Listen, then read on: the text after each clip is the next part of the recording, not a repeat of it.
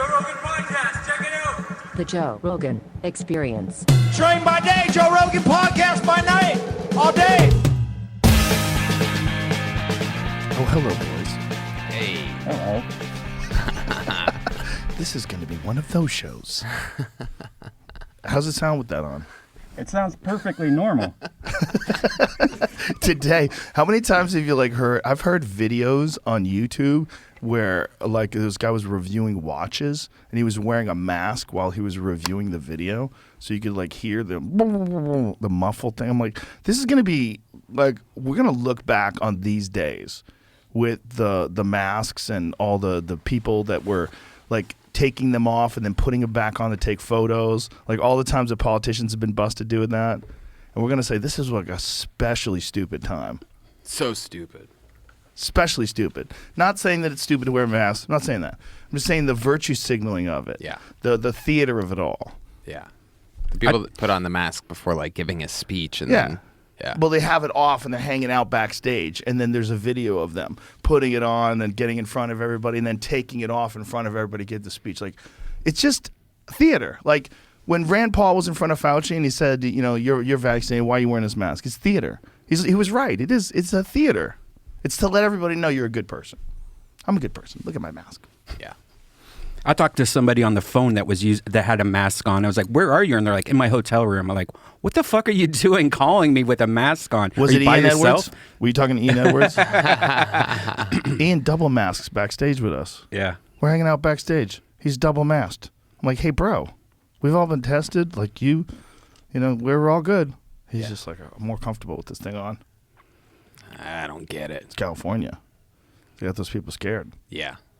I would like to see if there was a chart of how worried people are about the pandemic, based on where they live. If there's pockets of worry. I think there's no doubt about that, right? The people that I see in LA on Twitter and stuff, and just when we visited there, it's a whole different world. I saw more masks in a few hours than I saw in a month here in Texas. It's fucking weird. It's not just the mask thing. It's the mask outside by yourself, the mask in your car. It's what is... I saw people in New York City bicycling wearing a mask. That can't be good for you, right?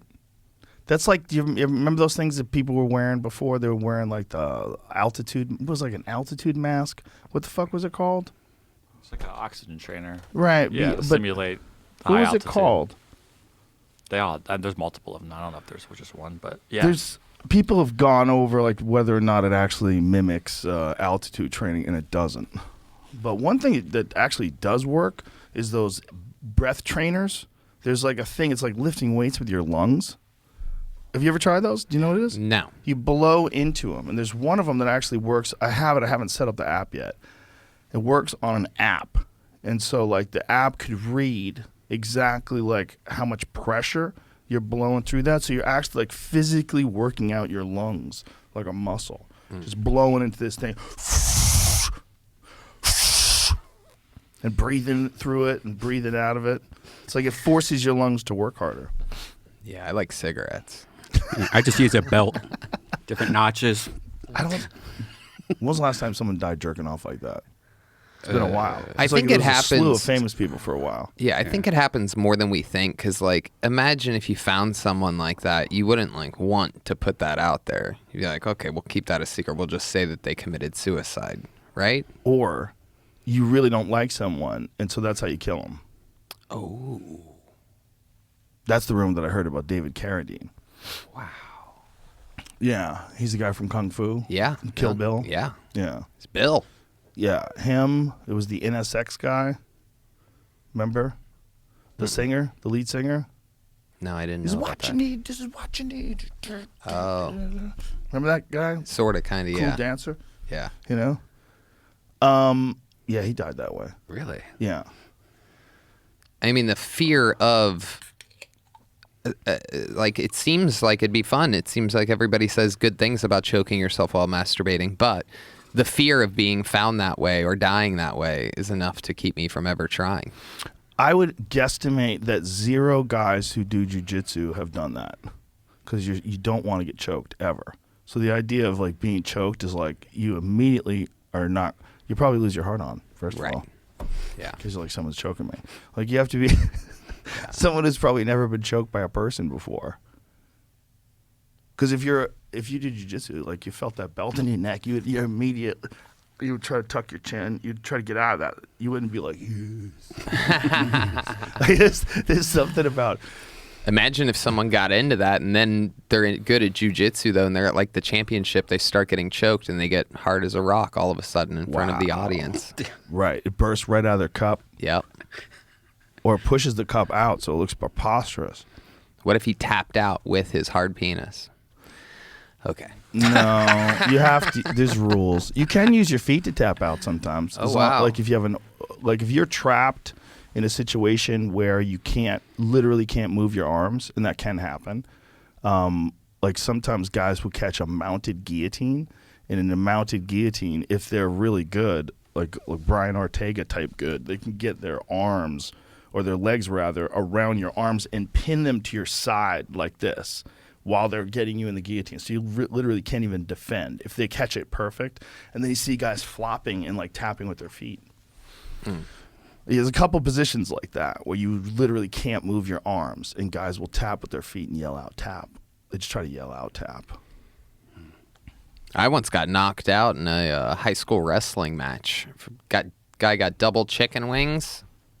You know what I'm talking about? And then he walked around the head, and then I bridged up when he was like north-south, and he got me in a head scissors and locked the legs at figure 4 position, because that's the only like leg lock you're allowed to have in Ohio high school wrestling, at least back then. So you can, wait a minute, you can lock legs around a guy's head? Yep. As long as it locks behind your knee. You can't have it like around your calf or your ankle. You have to move it all the way up to... Yeah, but if you do that, then it becomes a triangle. Essentially, it is. So do they just not know? They're not using it for the choke effect. They're using it to get your shoulders against the mat, though, to eliminate your possibility of bridging on your neck. But wouldn't the best way to get a guy to put his shoulders on the mat to put him to sleep? Yeah, that works If you too. can literally, if you're allowed, that can't be right. You can't be allowed to actually get a triangle on somebody. Yeah, again, they're not really using it for the choke. So what that guy did was when I bridged up, even after he had that, he just straightened up like that. And squeeze your neck. Yeah, but I ended up with a concussion from that, actually. How'd you get a concussion from that? Because he pulled back hard, like super strong, to bust my bridge down, and it clanked my head right off the mat, like doof, with all of his body weight on top of it. Ooh. Yeah, that's one of the scarier things about when you see guys get knocked down, their head bounces off the mat. You're like, yikes. Yeah. I woke up throwing up Rice Krispie treats because I scarfed those down after weigh-ins. Jesus. High school wrestling is the worst system. You just weigh in a couple hours before the match, and then you scarf down a bunch of food because you haven't eaten for days. Yeah, it's not good. It's not good. And it doesn't totally make sense either. It's like, wouldn't it be better if everybody just weighed what they weighed? Like, the most important thing is like who's the better wrestler, not who's the best at starving themselves and dieting. Yeah. It's like the thing about weight classes that have always driven me crazy in the UFC and wrestling as well. But with wrestling, you're not taking into account as much head trauma because the head trauma is more accidental or from throws and stuff like that. But in MMA, you're dehydrating yourself. Like literally to the point of being incapacitated. Like some of these guys are shuffling because they can't lift their leg up to walk normal. And then they go and fight. Travis Lutter, who fought Anderson Silva for the title, he didn't make weight. And he tried. I was there. He did not quit. He was dying. Like I've never seen a guy closer to death than Travis Lutter when he was about to weigh in for Anderson Silva. He was shuffling. That's where I'm getting to talk about shuffling. His lips were all completely chapped and like just sucked dry. His whole face was sucked dry. His cheeks were sucked dry. Like the dude was dying. He was literally pulling all the water out of his body trying to make weight, and he didn't quite make it. And then 24 hours later, he fights a prime-time Anderson Silva when Anderson was at his peak of his powers. And he actually got caught in a triangle himself. He got caught in a triangle and elbowed by Anderson, and he had to tap out. Yikes. But dude, when you lose that much weight, your brain dries out. Like everything dries out. They say it takes longer. I don't know if this is true, but I think it's longer to rehydrate your brain takes longer than it takes to just rehydrate your whole body. I think like your brain, it takes like an extra X amount of hours to completely rehydrate your brain, which is super dangerous if you're getting hit in the head. Yeah. How do you rehydrate your brain? That's a good question. You just put a shot in it or IV in your head? I think it's like the fluids, they automatically rise. What am I, a doctor? Yeah. I'm guessing. This is all guesswork. The fluids probably rise. I always get my advice from doctors in spacesuits. Especially when they're this high. Fluids probably rise in proportion to the fluids in your whole body. So if you're fully hydrated, I would imagine your head is fully hydrated. But when you're really dehydrated, what they're saying is that it takes more time to rehydrate the brain. I'm not sure if that's true, though. But it makes sense. Because you see guys who've been really dried out from weight cuts. Sometimes they get knocked out, and you don't even understand why that punch knocked them out. And they're usually really durable. Maybe when you're dehydrated, your like hydration level starts at the top of your head and goes down like a glass of water. Right, like a gas tank. Yeah. What if that's true, though? Well, I mean, it kind of might be because, like, just think about like how dumb you feel when you're dehydrated. Yeah.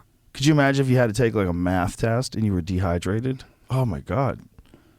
When I'm dehydrated, I'm so like I'm like working at like 40% capacity. Yeah. And if you like took the math test like hanging upside down, you would actually do better because the water would go from your feet to your head. They should do some kind of a thing like that for classes. You know how they have like in the Olympics they have like decathlons and shit, and the biathlon you do a bunch of things. You run, you shoot a gun, you go surfing. You know they have a few of those. They should do that with academics. Like they should have like a 10K mountain race, and then you have to solve a puzzle.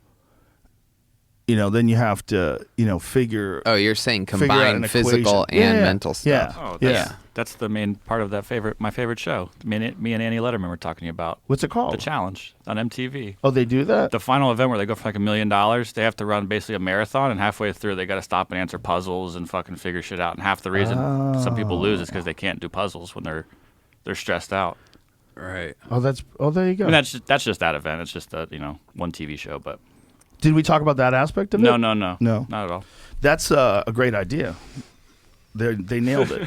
I really think that should be like, how like there's certain intelligence tests that we all respect, right? Like the IQ. Wouldn't it be great if you got a who can keep their shit together under pressure test? Like Squid Games. Squid Games. I've done episode 2. Oh, yeah. I'm on episode 3. It's great. It's very good. Yeah. Once you get over the dubbing, Yeah. some people are like hardcore. They don't want you to do the dubbing one. They want you to do the I did the Korean subtitles. style. Yeah. Did you? Yeah. Well, yeah, you have to do the subtitles. You do the dub? The dub. Oh, no, dude. That's unacceptable. Bro, I got an 11-year-old. I'm watching it with her. She doesn't want to read. Oh, okay. That makes sense. That's a rough movie to watch. I was like, are you sure you can handle this? All of her friends were telling her about it. So all these other 11-year-olds are watching Squid Games. I'm like, Jesus Christ. I played it in VR the other day. That was a lot of fun. So I have 2. Did you really? Yeah, they have like the woman, the Asian statue, like, and you're like running and stopping and running. There's But 2 how do you schools run? of thought. There's 2 schools of thought with that. Yeah. One, all of her friends are doing it. Like, the argument of, well, they're doing it, I should be able to do it too. That's not a good argument, right? But if they're all talking about these things at this age, like, what is the problem? Is it the problem that they're not ready for it? Like, is it the problem that it's too violent? Is it going to condition them? Well, it doesn't condition me. Am I sure it's going to condition them? I mean, what is it? If all these kids are watching these things today, are you saving your kid if they don't watch like violent anime? Like, she likes watching these crazy anime. Like, you saving your kid if you say no, you can't watch that because people get cut? I don't know. I used to watch a lot of fucked up shit when I was 11. Yeah. When I was young, I used to watch Fist of the North Star. I used to read the comics, and that was just heads blowing off bodies. And I was like 13, 12. Yeah, I was always into those like really well illustrated comic books, like creepy and eerie. A lot of them, people would get torn apart and cut up with saws and shit. Yeah. I mean, pro wrestling, they had the Undertaker burying human beings. Like I learned I about don't think death that's from the same that. thing, and I can't believe you just brought that up. What are you talking about? But we had what's the Pro wrestling back then was watched by everybody's like a Yeah, bunch but that's of not the people. same thing. That's fake. Oh, right, and this stuff's real. I forgot. But we had Yes. Faces of Death. You know, Yes. as a kid, we Yeah. all carried that around. That was real. Yeah. That was now but kids today have live league. They're watching that kind of shit every day. They're watching people bounce off cars, like jumping from fucking the top of apartment buildings and bouncing off cars. They're watching car accidents and motorcycle crashes. They're seeing so much more crazy shit. And they get to cheat at school too. Like having an iPhone's crazy. Yeah. I would have been straight A's if I had an iPhone in my pocket. And if you're a lazy teacher and you just let it slide, Yeah. let it slide. Apple Watch, you just have everything in your notes, just going through your Apple Watch. Looks like you're checking the time. There's some thing that's going on now where they don't want parents to protest at these school board meetings. Have you seen this? There's what I've seen about it is people complaining. So I don't know the story, but I believe the story is parents are complaining about a bunch of different things at these school board meetings, and it's getting very intense. And so there was talk of them not being able to do it and just how they were labeled. Like someone, I don't know if they were using hyperbole, but they were saying they're being labeled a terrorist if they go and protest the kind of education their kid is getting. It's like real controversial. One day when you kids shoot a live round into someone and make a person, you'll understand why this is weird to people. The increasingly wild world of school board meetings. At one event, riled up conservatives. See, that's a problem. Like as soon as you labeled them, Yeah. just say they're parents. Got so, because you're automatically classifying them in this way. Have you really sat down and talked to them about their politics? Maybe they just don't like a specific thing you guys are teaching. Right. Got so out of hand that the board chair battled the proceedings. Halted. Why do they use such fucked up font? Yeah. What weird Oh, font? because we're the New Yorker. But look how halted looks like a B. Tell me that doesn't look like a B. It does. While the police cleared the room. So what does that mean? The police cleared the room because they were yelling and screaming. Stop teaching racism. No critical race theory. Yep, there's, Oh, jeez. Woke parents. well, it's woke, the woke school system. It's sometimes it's woke parents, sometimes it's woke, but this is complaining about the woke school system, that they're indoctrinating these ideas into kids, whether it's critical race theory or there's a bunch of different theories. Like today is Columbus Day. It used to be. Now it's Indigenous Peoples Day. And people were saying that the reason why it shouldn't be Columbus Day is because Columbus was a monster.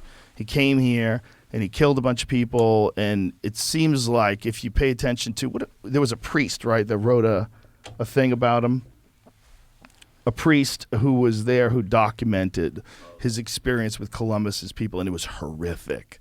Like horrific murders, killing babies and cutting people's arms off if they don't bring them enough gold. Like wild, crazy shit. Like they were vicious, evil people. But the fucked up thing is everyone was back then. This is like the dirty little secret of the time. If you go through the Inquisition, if you listen to any of the stories, like Empire of the Summer Moon, where Gwen talks about the Comanches that lived right here, dude, the things they did to their enemies were horrific. That book will freak you out. Empire of the Summer Moon is an incredible book about Texas. The reason why they couldn't get through Texas was the Comanche. They were so fucking badass, but they were vicious. And when they captured people, everyone fought to the death. Because if you were captured, you were just tortured and killed. So because of that, they would never give up. It wasn't like in England and in Europe, like the generals would meet the other generals in the battlefield and they would concede. They would give them their sword. Like there was proceeding. There's none of that with the Comanches. So they would just torture each other. And one of the things they would do is they'd light a giant bonfire and then they would hack a guy's dick off, stuff it in his mouth, and hack his arms off and his legs off and then throw him on the fire while he's still alive. Wow. Probably not even the middle of the fire. Probably like the halfway point. Where Probably. Yeah. Probably. Bro. I mean, the shit that they did to their enemies was ruthless. This is not denying that Columbus was a cunt. And that, for sure, if that priest in his journal are accurate, it's fucking horrific shit. Bartolome de las Casas. He was a 16th century Spanish landowner, a friar, a priest, and a bishop. And he's the guy who went with Columbus and wrote a journal about how horrific it was to be there and watch what his men did to the indigenous people. So when you hear that, you go, why the fuck do we have a Columbus Day? Like, that guy was a serial killer. He's a sociopath. But then you find out, oh my God, everybody was. Yeah. Not everybody, but it was like fucking way more common to be a ruthless murderer. The law was a little sketchy. Getting caught with things was a little more iffy. People were just a little wilder, you know? It's a different world. And if you go back before people were writing books, like, holy shit, dude. It's not that long. There's like this jump in information when you could find out what a bunch of other people had figured out, not just the people near you, but a bunch of other people had figured out, and you could read their shit. As soon as that happened, then people started, like, less and less over time being so barbaric. But it took a long ass time. But you go before the books, can you imagine what it would be like if you grew up just in America? Let's pretend the power's out for like a few decades, and you're in like the mountains of Arkansas, and you're running across some real old school, no electricity having hillbillies. And it's just you and your 4 friends, and there's no phones, and there's a limited supply of food. Yeah, how comfortable you think you'd feel? You'd feel terrified. That was the normal state of people for like most of history. The normal state of for people for most of history is high alert from murderous tribes that are neighboring that want to steal your resources. That's what everybody did to everybody. That's what chimps do to themselves, to other chimps.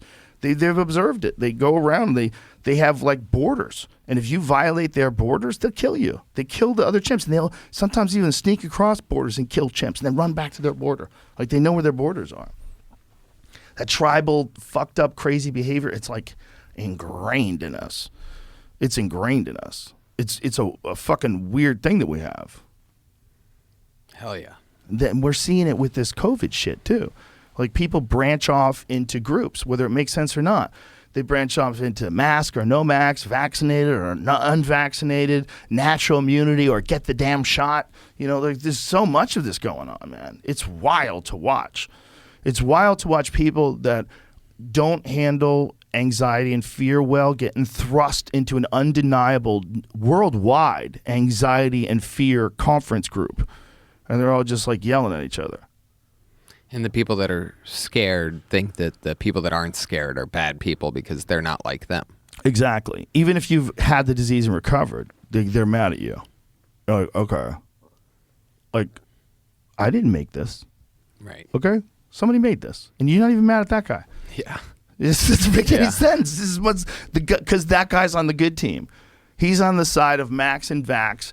And if you could say that, mask and vax, and you're a part of that group, like, you get protected because you are in the opposition of those crazy Trumpers. They're all going to catch COVID.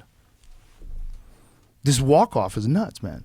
The Southwest pilots, they try to lie and say it's bad weather. We got bad weather. They had to cancel like 1,000 flights. Yeah. The Crazy. pilots are like, we're not getting vaccinated. Yeah.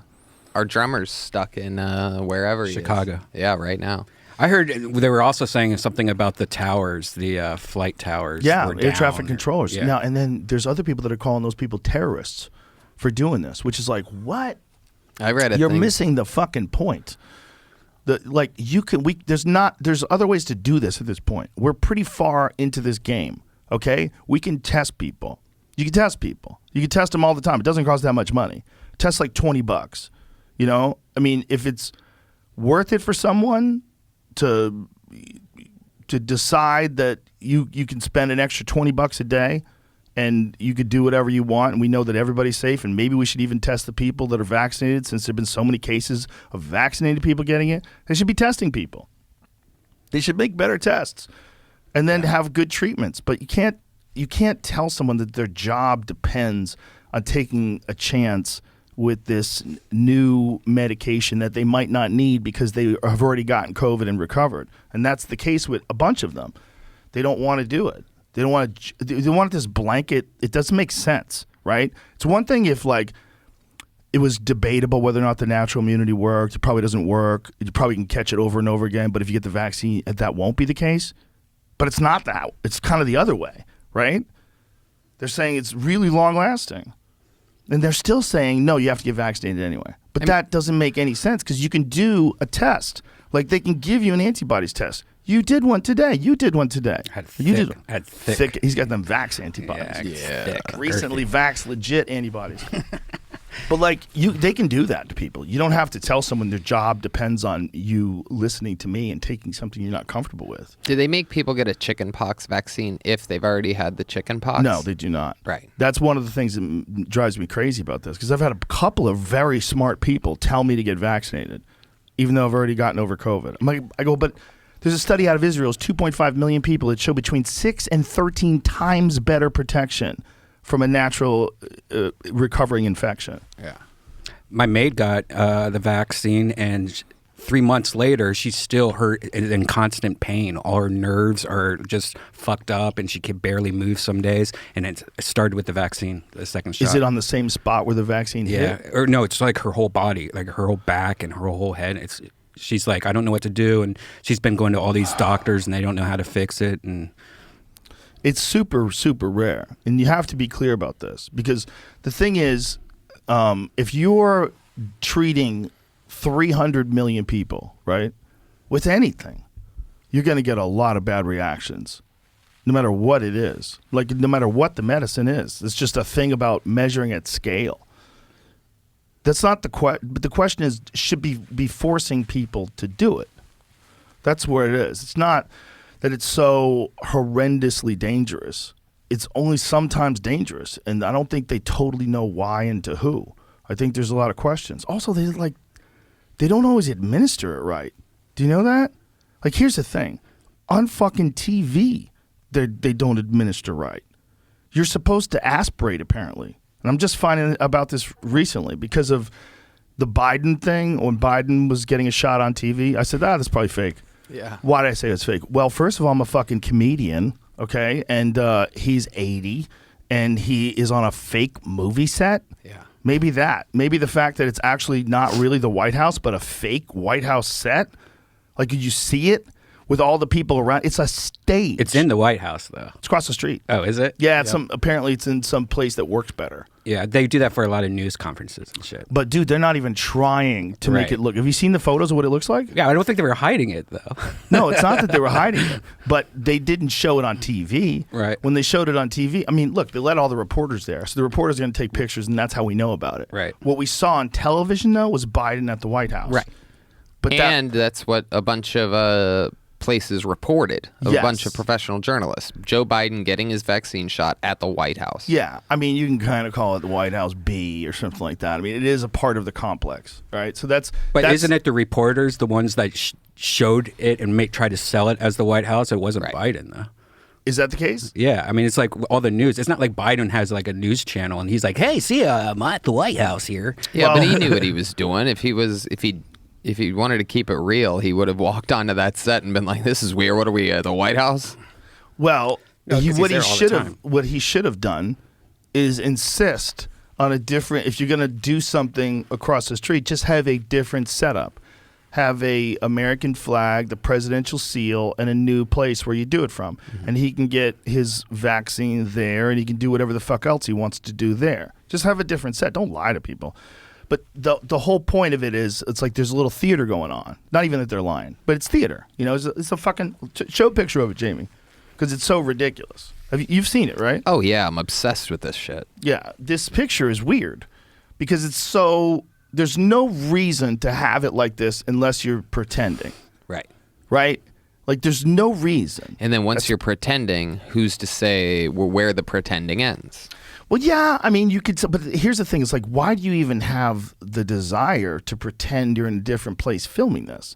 Like, that literally doesn't make any sense. You got it? I'm trying to find. I wasn't ready to have that dug up. Oh, it's in Now- my Instagram.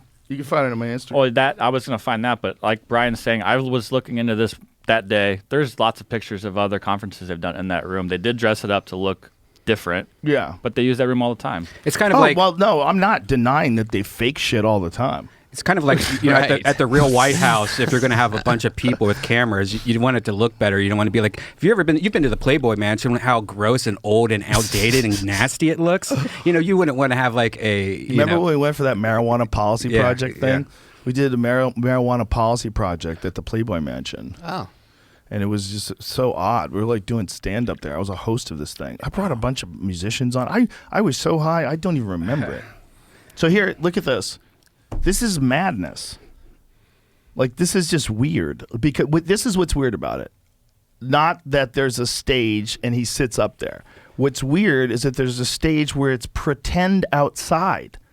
So the windows it looks nice outside. have a LCD, I guess, in them, and it's a television. So it works like a gigantic high-resolution monitor, and it makes some imagery of trees blowing in the distance and the perfect summer day. It might not even be that. It might be like that backdrop, like when you got your headshots, you know, or you know, or at dentist's office. No, I think it looks good. I think it moves around, right? Oh, really? Can you get a video of it, Jamie? That's why I was trying to find other stuff. Didn't get that. So far yet. when someone said, like, why would you think that he didn't get the shot? Well, first of all, it's a set. Right. Second of all, he's really old, and it just is a wise move. I'm not saying he didn't get the booster. I'm sure he got boosted. What I'm saying is, why would you do it publicly? Why would you take that risk? That seems like a crazy risk to take. And thirdly, you're supposed to aspirate. So whenever you inject, you have to pull out a little bit at the injection before you plunge the medicine into the arm, because you want to make sure that you didn't hit a blood vessel. So if you pull back on the needle and blood comes into the little chamber, then you realize you're on a blood vessel. And they think that is the cause of a lot of these side effects from the vaccine.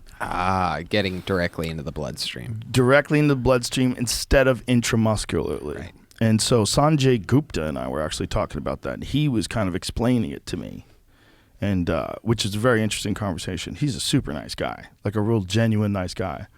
And we talked a lot about all this controversial shit. But everyone's so high strung about it all. And they want to tell you about all the millions of people that have died. And you want to go, yes, terrible, tragic. And millions of people are dying right now of other stuff. Like, people are still dying of heart attacks and still dying of cancer, still dying of a lot of stuff. Yeah. Like, you can't just focus on that. You know, like, how much of our lives over the past year and 8 months have been overwhelmed by COVID? McDonald's has killed more people. They're wide open today, right? I mean, nobody talks about it. It's just society picks and chooses what it wants to really freak out about. But see, McDonald's doesn't really kill you, though. It only kills you if you eat it every day. Yeah, it's your own bad choice. See, COVID, Yeah. COVID you catch. This is why it's it's like I eat at McDonald's once every 4 months or something like that. I'll have some filet of fishes. They're delicious. I love it. I love them. Yeah, that weird piece of American cheese on there. That's amazing. There's something about fish and tartar sauce. Whoever figured that out, Yeah. fried fish and tartar sauce, they fucking nailed John that flavor. Tartar. Well, I don't think that's true. But they don't kill anybody. They just provide food, and if you eat only that food, you'll probably die. But that's your fault. That's like whiskey doesn't really kill you. But isn't you that kill what yourself with whiskey? Isn't that what the COVID people are saying? Like, if you don't wear a mask and you're not vaccinated, then that's your choice. But that's You not just true. do it. But Well, it's I not true. agree. But that's why it doesn't work. See, what I'm saying is, if you eat McDonald's every day, eventually you'll get sick, and you'll probably get a bunch of health problems. If you just eat nothing but fried food and fries and soda every day. But the COVID thing, the reason why it doesn't make sense is you just catch it, like out of nowhere. It's not like through any bad fault of your own. You just catch it. And sometimes people catch it when they're being careful, and they catch it with masks on. They don't even know why they catch it. They just catch it. It's fucking contagious. It's really contagious. That's why it's not the same argument. Because, like, you just might get this. So if you get this, then you have to figure out, you know, how to take care of your body. And whether or not you're vaccinated or unvaccinated, there's a lot of people that are catching it. But if you are vaccinated, it sure seems like you have a better go of it. It sure seems like the people that get vaccinated have, for sure, their symptoms are less. For sure, it gives them some antibodies, which helps them recover. So there's a lot of other stuff that helps too. On top of that, like we really should be telling people, like forget vaccines. Tell people to get vaccinated. I'll clap with you. Go ahead. Tell them to do whatever you want, but also tell them to take vitamin D. It's a giant percentage of the people who wind up in the hospital for COVID have vitamin D deficiencies. It's huge. It's so much so that medical journals are now recommending people take vitamin D to help. If they, it doesn't necessarily prevent anything. It's like what prevents you from getting sick? Your immune system that's strengthened by a combination of factors, nutrients and sleep and stress and all kinds of other stuff. But on that list, vitamin D is definitely in there. And people are realizing that too. So it's like if you are vaccinated but you're also unhealthy and you have terrible life choices and bad habits and you're depleted in vitamin D versus if you're Cameron Hanes, who's running a marathon every day and eats nothing but healthy food. Like, which one do you think is safer? Well, it's pretty obvious Cameron's safer. Right? But we don't look at it that way. We're looking at this one size fits all for the whole fucking world. And again, regardless of whether or not you've already been sick, like you and I have been sick, Redban dodged that shit like Floyd Mayweather. I don't know how the fuck he did it. I'm addicted to liquid IV, guys. I have like 5 of them a day. So that might be it. It might be a factor. No bullshit. I mean, I used to drink like cans of soda and Gatorade like all day long, and now with this, I'm addicted. I drink it like water. I know that's our sponsor, but I'm being serious. I'm being serious too. Yeah. I don't work out without it. I take it on hunting trips. When I do sauna sessions, I drink it. Usually I do sauna after I work out. So while I'm working out, I'm conscious to drink 64 ounces of water. Yeah. I drink like a shitload of water, so I get nice and juicy, and hydrated up when I get into the sauna. But I drink those liquid IVs, man. It's a game changer. That stuff was huge a year ago when I had the Rona. I mean, it came through clutch for me. It's really one of the only things that I even used for it. Period. I raw dogged it. I didn't have the kitchen sink. Yeah, well, you got sick at a time where nobody really had any treatments. Right. There wasn't a vaccine yet, and I don't even know if they had figured out whether or not ivermectin works, because a lot of people still say ivermectin doesn't work, but I don't know if they were even treating people with it then when you were. They announced today Merck's trying to get their antiviral drug. Yeah, they're trying to get a drug that they say that what they say about ivermectin, it mimics that. Yeah. That it does the same thing ivermectin does. I don't know if that's true, though, obviously. I'd have to talk to somebody who really understands the science behind what's better, the Merck one or the ivermectin one. I don't know who's telling the truth. But, the people, the promoters of this ivermectin stuff, the Dr. Pierre Corys of the world, they've actually treated people. That's what's crazy to me. It's it's not clear who's telling the truth and who's lying. This is part of the problem with it. There are definitely some shenanigans that are going on. But are the shenanigans going on because people are overzealous and want everyone to think that ivermectin is super effective? Or are all these shenanigans going on because there's another drug and they're trying to disparage any other different kinds of treatments and that they're about to launch something? Who's telling the truth? Are the ivermectin people exaggerating? Maybe a little. Are the other people demonizing ivermectin because they have a competitive drug that's coming out? I think maybe, possibly too. It's like most human things. It's not real clear. There's definitely some shenanigans all over the place. Are you talking about the FDA? I'm talking about just people accepting whether or not certain drugs work based on the profit margin they get out of them. The thing that freaks me out about things like ivermectin is that it's generic, so anyone can make it. It's so convenient that a drug that anyone can make, that they're handing out all over the world. In America, they're don't take that. Hold on, we've got our own. We've got our own version of it. But I don't know who's right. Maybe they're right. I don't think Dr. Pierre Corey or those frontline critical care people are lying. I thought it was the FDA just pretty much said they don't see a connection with it working. Yeah, there's all sorts of problems with that, though. There's problems with the FDA. And one of the things that happens, it's kind of it's kind of crazy that it's real. But people work for the FDA and then they leave and then they work for Pfizer. Yeah, that is weird. Dude, could you imagine? Just fucking imagine. You're a guy who's working for the FDA and you know if you play your cards right, you could be a motherfucking CEO at Pfizer. Dude, you could be one of the bigwigs. Dude, you could have a yacht. Dude, what about your own plane? Maybe get your own plane, Chester. If you go over to Pfizer, like that is real. You can be a part of the government's regulatory authority on drugs, and then you can leave and go work for a drug company. And it's not like there's any motivation to do things for these guys. And they're like, Chester, listen, we've got a wonderful organization. We do a lot of good for people. So a few people die here and there, you know, trying to make some money, beholden to our stakeholders. And these guys, they leave and they go from one organization to the other. It's crazy. And make insane amounts of profit. So that's not a perfect system. That's not a perfect system. There are two different kinds of people. The kind of people that want to make a lot of money off of drugs should be very different kinds of people than the kind of people that want to regulate drugs and make sure that everybody's safe. They should be very different kinds of people. That's very different jobs. That's like the difference between a comedian and an executive at Comedy Central. Very different jobs. Yeah. Very different kinds of people, right? If you're a comic, then all of a sudden you're executive at Comedy Central, I'm going to go, hey, what are you doing over here? Right? That's how I feel about someone who works for the FDA and then goes over and works for Pfizer. Like, hey.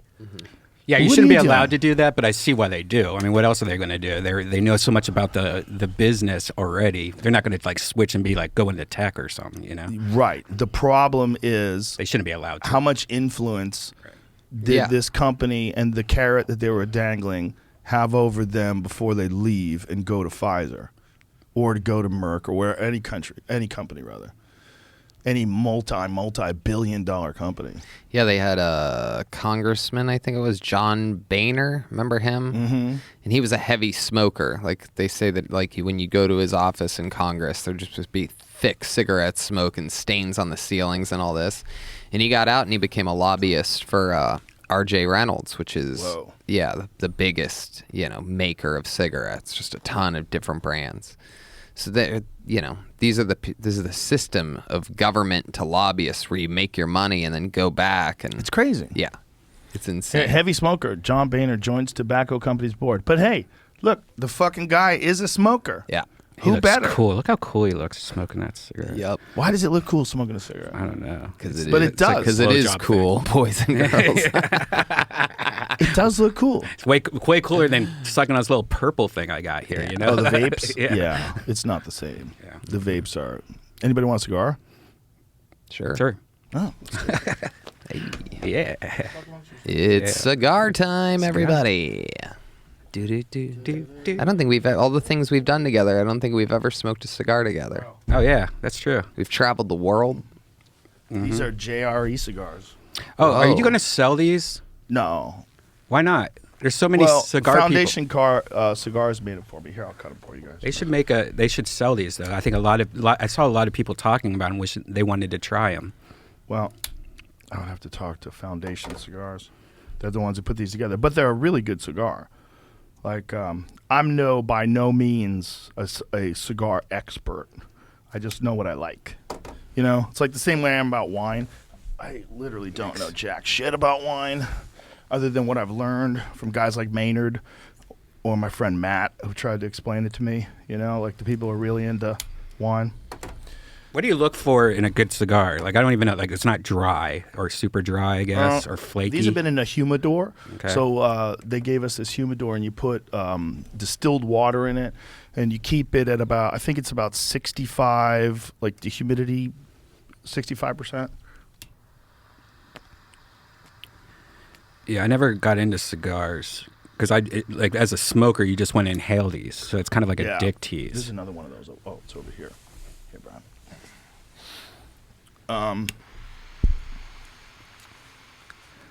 Yeah, the head rush of the cigarette is second to none. This is like a slow trickle of taste. Sort of. Cigars can really bang you up, man. They can Oh, they can get you. Yeah, they definitely Even get you as high. a heavy cigarette smoker that's used to a lot of nicotine, like they can really Yeah. hit I've hard. puked once Yeah. from smoking. Well, know this: you can't inhale it. How crazy is that? Yeah, but it's still going through your mouth, like the veins in Right. your mouth. So you're still getting like just huge shotguns of nicotine. I know, but how crazy is it? There's a type of tobacco smoke that's so strong that you don't even inhale it. Yeah. Like universally kind of acknowledged. Like no one's out there hardcore. Yeah, bro, I inhale my cigars. I inhale them. I don't give a fuck. No one does that. Mm-hmm. Right? Yeah. Everybody just kind of tastes it. Yeah. Chewing tobacco, same thing. You just set a little tiny pinch of it in your lip, and it does its work. You don't have to swallow that spit. Oh, you ever But if did you that swallow shit? your spit, you get even more nicotine. I've definitely tried it. Yeah, it's so gross. I've definitely tried it. I tried it when I was a kid, when I was into Tom Sawyer and Huckleberry Finn, and I almost threw up because they always chewed tobacco in those books. And then I tried it as an adult when my friends had, like, we did a podcast with Donald Cerrone, and I swallowed dip. Oh, wow. I couldn't figure out how to keep it in my mouth. Like, I couldn't figure out how to pack it, so it just kept getting into my mouth, and eventually I just swallowed it. And that wasn't good. But it wasn't that bad. Like, people said I was going to throw up or something. It really wasn't that bad. My old roommate used to be a dipper, and he would just sit there with his little beer can and just spit and spit and spit like all day long. One time I was wasted, and I grabbed it and I chugged it, and just, like Dude, that's wrong. yeah. God, no. My friend Phil gave me one of those little pouches. It's like a little diaper filled with tobacco that you stuff in your mouth. Yeah. I did not like that. Yeah. I got nervous. The rush of the. See, here's the thing. These crazy hardcore nicotine guys. This is my thing. I think the dippers are the most addicted. Yeah. I think they're the most addicted. I think they're getting the biggest rush. I think the dippers are getting like crazy amounts of tobacco. Because first of all, you kind of self-regulate because you could choose the amount of dip. And you see these guys walking around looking like squirrels, like half their cheek is popped out because they got like a fat wad of dip. Those guys are tripping, right? They're on so much tobacco. You know who's so doing much it? nicotine. Who's got the most going for him is Ron White, because he smokes little versions of these that don't have a filter, and he inhales. Yeah, he inhales. I remember he was telling me about how he didn't think that there was that much nicotine in one of these little cigarillo things that he was smoking. He's like, but I think someone once told me that there's not much nicotine in it, but I was thinking to myself, how come I always want one right when I get off the airplane? And then he ended up looking it up, and these things that he smokes throughout the day, it turns out like each one is like a pack of cigarettes. Well, that's the pure tobacco, right? Yeah. Like that's why you're not supposed to inhale them. Yeah, it's why he likes them so much, is because it's filled he with gave everything. one to me once, and I'm like, "Do you inhale this?" I was like confused. Well, I do. I mean, that's worse than like Marlboro Reds. That's like Yeah, that's worse. That's like duct taping 3 camels together. yeah. He's like, I You thought know? these were good for me till I looked it up. Those dudes, I remember the dudes in the pool hall that used to smoke Camels. I always had a different kind of respect for them. The That was people my that are like, cigarette growing up. fuck a filter. Like, wow. The no filter Camel is a bold choice. That's a bold choice for a smoker. Yeah. Hey, man, I was there, dude. That was basically like marijuana to... Other than marijuana, it was like weed to us when we were in high school. We would just get buzzed. You'd smoke cigarettes to get like a little fucked up. Here's the question. What does that filter do? It doesn't stain your teeth. It also supposedly filters out some of the bad shit in it. It takes like the tar part of it. Tar. Is it tar bad? Yeah. Have you ever smoked weed with a filter? I'm sure I have. Yeah, of course. Yeah, I'm sure I have. Not a paper one, just to stop the. Yeah. I mean an actual filter. Yeah, right, like a tobacco. Like I have like a cigarette there's one. some company that just started selling it N95 filters. I smoke my bong through, and after 5 to 10 hits that you can't even get shit through it. It's filled with tar and nasty shit. Well, here's something gross. If you're a smoker, everyone knows this trick. You take like a big puff of your cigarette and you blow it through a paper towel, and it's just a brown ring. Ew. You've done that? Have you done No. that? Don't you think Do it. that when you vaporize weed that you get a different high? Yeah, for sure. It's a different high, right? Yeah. It feels like maybe that's what you're feeling. Like it's more clean. Like it's almost like you're getting more of the actual drug and not a bunch of burnt fiber too.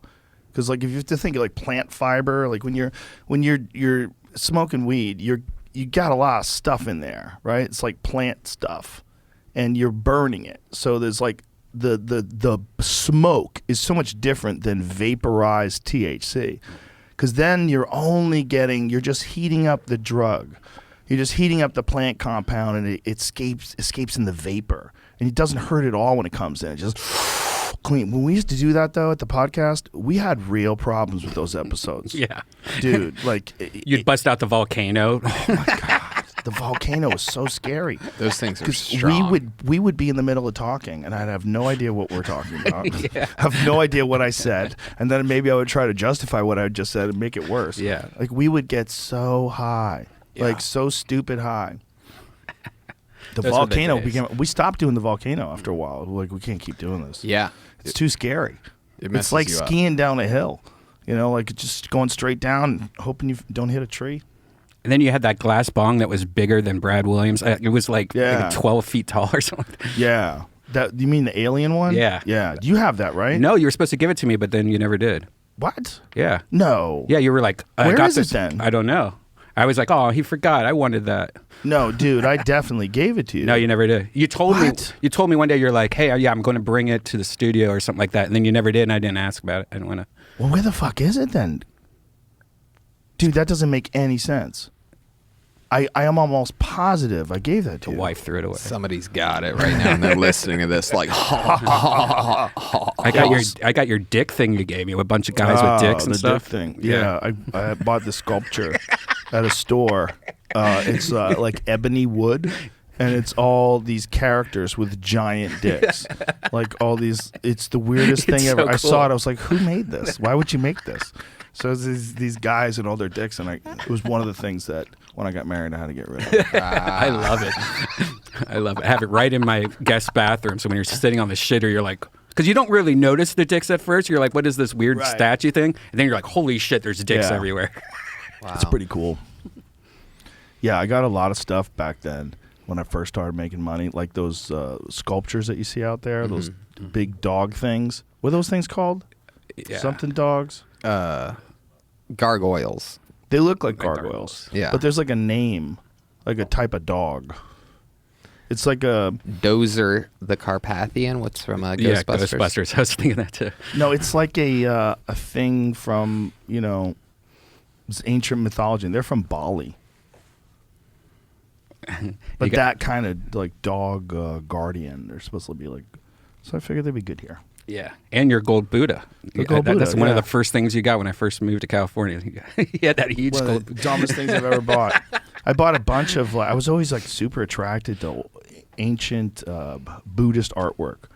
Like I have a bronze Shiva, like that kind of stuff. Like ancient Hindu artwork. Like I have a 100-year-old piece of an ancient Buddhist Bible. It's like this Thai Buddhist Bible, or the religious text, whatever they call it. But I have this it's on like bamboo that they strapped down and turned into like these flat boards, and they painted on it in gold. It's wild. You got haunted shit, man. It is kind of, because I look at that and I go like, what were the people that made this? I don't know. The language looks beautiful. I have no idea what it's saying, right? But the writing is beautiful. And you got to realize this is 100 years ago. People were writing this down, right? No television, no movies. 100 years ago, they were writing this. And this is more than 100 years because I've had it for 20 years. And it's just this sort of weird window into the way other people live. That there's a lot of those different ways of living all over the world. That's what's crazy. Like if you travel and then you hear the way people talk, like in Thailand, you go, oh, this is just like you would talk like this too if you lived here. Like how'd this get started? Mm-hmm. How'd they develop a very simple, very way of talking? Like they have like a sing-songy way they're all super friendly. Like, wow, it's crazy. Like there's a vibe. There's a vibe and a cool sound that goes with their language. But then you go over to Germany, different sound. totally different way of talking, totally different way of making noises. Then you go to Israel, even more different. Like you're like, wow, like people are strange, man. You hear people talking in like foreign languages that you don't understand if you watch the news or something like that, or watching the YouTube video. It's crazy because people understand it, and you have no idea what the fuck they're saying. Yeah, we were just in Boston. Same thing. I mean, it is. And you go 40 minutes down the street here, there's a whole nother dialect and all. Yeah. It's crazy. Well, that's a sound, right? Like, who was the first Boston guy to fucking talk like that? Bill Burr. Pack your cat. Bill Burr? No, before him, there was these guys that have been around in Boston forever. The comics that have been around in Boston forever, they all had that accent. They all had strong accents. Like, no one had a neutral accent. They all talk like they were from fucking Southie. Did you ever have a mild version of it? Yeah, I definitely did. I saw myself on TV and I sounded like a moron. Oh, that's Really? right. Yeah. Yeah. Yeah, when I was 19. Wow. I'm like, oh my God, I'm so dumb. I'm such a sheep of taking other accent. What were you on? What were you doing when you were 19? I won the Bay State Games, which is it was an Olympic festival that they had in Massachusetts. Ah. And I won in my division for Taekwondo. Wow.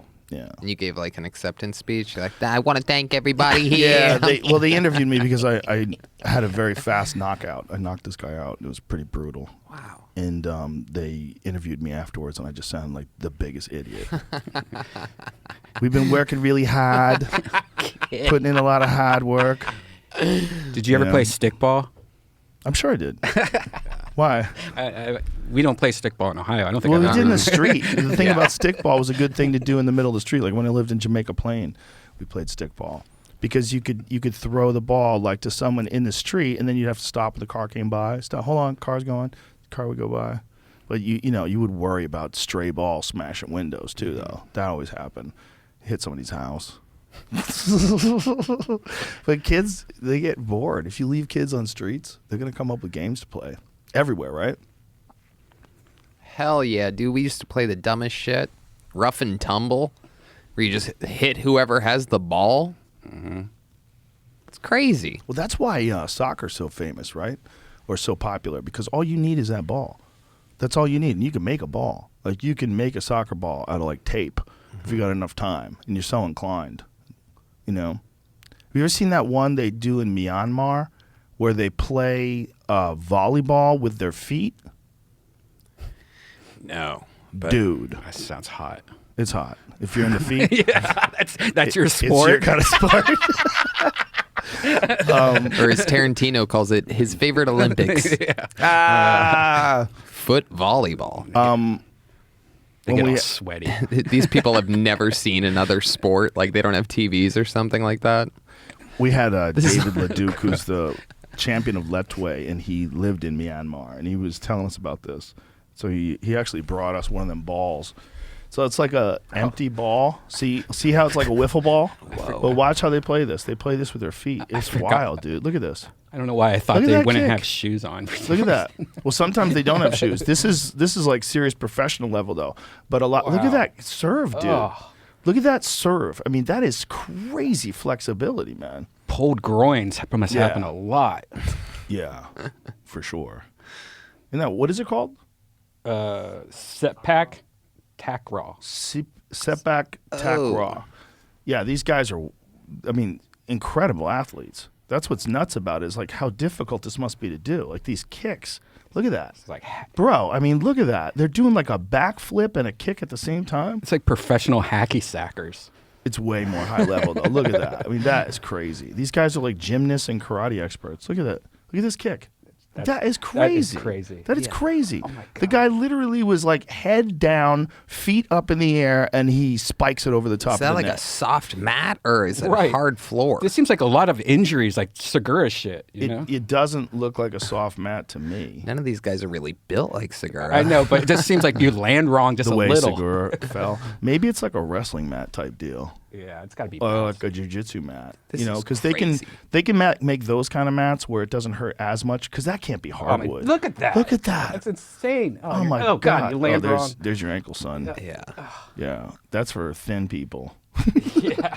This is not a fat ass sport. This is not a sport that is body positivity. Oh, and you can't touch it with your hand at all. Like no, if it touches look at you. that. That shit is wild. That's cool. So they do this. See if you can find videos of people doing it, because Dave had one that he played on the podcast. But it's they do it barefoot, and these guys are like swatting this thing over, and they're like super skillful. That's the good shit. But it's like, imagine being able to move your legs like that, and flip and whack that ball. I mean, this is it. Like these. Oh, this guy's got shoes too. I try to find a larger gentleman doing it. Oh my god. Yeah, he's pretty big. Damn, he's fat as fuck. Yeah. What the fuck? I can play this game. I mean, for someone who can do this. Oh, you watch can use this. your head. Okay. That's Look at this. Oh Bro. my That's goodness! How's he do Bro. How does that? he land? Oh my God, he's a fucking stud. We need to get Look at Bert to that. try. Bert's ready to go. Imagine if this was Bert's shit. We just, as soon as Bert starts losing or gaining flexibility, he realizes he's always had the explosiveness. Yeah. They're gonna get a picture of each other's dick tattooed on the back of their arm. I love it. Bert's gonna get Tom's dick. Tom's gonna get Bert's dick. They took pictures of their dicks, and they're gonna get them tattooed on each other. Yeah, Bert's dick got covered up on tonight's episode of Kill Tony. Yeah, I had to put the old Bucky logo on top of it. I'm glad. I thought about that. I was like, this could be an issue. Yeah. Yeah, we showed up at that Kill Tony. Blasted. Yeah. Yeah, we came in 5 drinks in. That's one funny thing. Every time you come on Kill Tony, you're blasted. Like, Yeah. It's a fun thing that can Yeah. happen here. It's like wild. If you're feeling good on a Monday, you know that there's always like an open door. Yeah. It was that way at the Comedy Store. There was a whole bunch of people that would just like walk through. Ron White would show up anytime he wanted, and Bobby Lee could walk through anytime. You know what I mean? Like, Yeah. it's very open for as crazy of a show as it is, and as packed as it is, and how much purpose there is sometimes, and how serious of a show it can be. It's also like a wide open party. Well, I never feel like I should be sober. Like, why would I Yeah. be sober here? I'm not really performing, just Right. watching. Yeah. You know, let's show up blasted. Yeah. You can pull it off. yeah, it's hard for Tony to do it because Tony really, like, watching like early episodes and watching how Tony has involved, like, he's become this host now, which Yeah. he never had that ever, you know. I don't think. I think you totally learned it from Kill Tony, but it's a pretty amazing, like, all the spinning plates that Tony has to deal with, you know, or we all have to. Yeah, I deal with. can't. Yeah. I can't get fucked up for that shit. No. Everyone you- else can. You really have hit an incredible level. Like, you're so good at coordinating the show and knowing where it's at and knowing when to add something and when to start asking them questions, when to move on to the next person. You know, and the fucking rapport you guys have, like with you and David Lucas, that is some of the funniest shit I've ever seen. When you guys start hacking on each other and laughing at each other's stuff, and it's uniquely fun with the two of you, because first of all, when you get Dave, he laughs hard. Yeah. He laughs hard. Like, he enjoys it. If you Yeah. get him with a good one. And then this last one that he put up on his Instagram was fucking hilarious. And he got you, and you're like, you got me. You got me. Like, it's fun. Oh yeah. When we get the other one real good once every couple episodes, like real good, to where even we're surprised, we always give the other one credit. There's been a lot of those. A lot of those just in the moment, going right off of what he's going off of. Because, like, that cuts out before, Redban whispers into my ear on that one. That's what's funny about that men's room one, is Redban, who, isn't the roaster on the show at all. He whispers in my ear, and I'm like, what? What'd you say? And he goes, something about urinal cake. Say urinal cake. I'm like, and he was actually right. So, like, when I'm like going, you son of a bitch, I'm actually thinking of how to reword and properly execute. Play this. You only like the men's room because there's urinal cakes in there. It ends up being like the thing. Like the inside of a urinal. Oh. God damn it. How do you know what the inside of a urinal looks like? I actually go to the men's restroom. It's quick. And then with the band. Yeah. Folks, if you're in Austin, you have to see this show. I think it's the best. It's crazy. It's unbelievable. He got me. I think that's it, right? For sure. That's a good men's restroom joke. But I'm still setting up. I can tell just by listening to myself there, like, I'm setting up The next one. Yeah. Yeah. It's the best fucking live show in comedy. It really is. because it's such an unusual show. And it's such an amazing show to show young comedians what's really important. When you see the camaraderie that you guys have and that we all have on the show, and then what comics come on the show and their guests and the people that come in and do 1 minute every week, there's a fun. It's like an escape. It's a wild show. It's a wild, fun experience. Yeah. And it's all just about being funny, which is one of the things that's dangerously close to being exterminated in some circles in today's comedy. All about just the conceit. Like, you're conceding you understand what they're doing. They're just trying to be funny. This is not their positions in the world and how people feel about things. They're just trying to be funny. And that is all you're getting at Kill Tony. You're getting it from you guys. You're getting it from the guests, the people that come up. They have 1 minute. In that minute, you're not going to fucking fix social justice. Yeah. You are going to get jokes. You're going to get laughs. That's what it's for. And that's what everybody does there. And it's fun. And there's a lot of, like, support. And there's a lot of, like, energy in the local amateur community that does it every week. Yeah. It's an amazing springboard. If you can get your feet wet on Kill Tony and get a few laughs, you don't have to kill, just get a few laughs. You'll start thinking, hey, maybe I could fucking do this. Maybe I can fucking do this. You know, maybe you're like working part-time as a waiter and you haven't really been going to open mics that much, and you do it and you're like, hey, I think maybe I can fucking do this. And you hang out with those people instead of going out with your friends and smoking crack and listening to techno or whatever you're doing. You say, well, I'm going to go to an open mic. And from our perspective, you know, the show's evolved and everything, but we've gotten really good at, recognizing what's what. You know, they used to say that Mitzi would know within 30 seconds or whatever if you were good or not. And, like, when I first started stand-up, I'm like, that sounds crazy. I doubt that that's true. And here we are 15 years later, and I'm like, oh, I can tell if a person's garbage in 16 seconds. Yeah. And on the vice versa, you know, like Hans Kim told me a couple days ago, we're in the green room, and he's like, you know, I was on Kill Tony like 4 or 5 years ago, and you really liked my appearance. I'm like, what? You were? He's like, yeah, when you guys were in the belly room. And I looked it up on my phone right then and there. And he does a set, and I go, dude, you're hilarious, man. Like, you have a real fun future ahead of you, or something like that. Like, very foreshadowing. It was crazy. And he murders every single week. And he's funny in the green room. He's funny off stage. He's funny all the time. He has a perpetual smile. Yeah. He really does. The dude is, like, always smiling. He's always happy, and he's always smart and fast with his comebacks and shit. He's a great guy to be around. Yeah. Like, he's a fun guy to watch develop and grow, too. But that's my thing about this show. I think Kill Tony, the show you guys do, is the cornerstone of the comedy community. And I think William's the real freaking deal. Like, I think he's what everybody, you know, back in the day, like John Belushi and all these, Chris Farley, all these goofball big guys, like, I think he's the real one. Mm-hmm. You know, he's such a silly goose.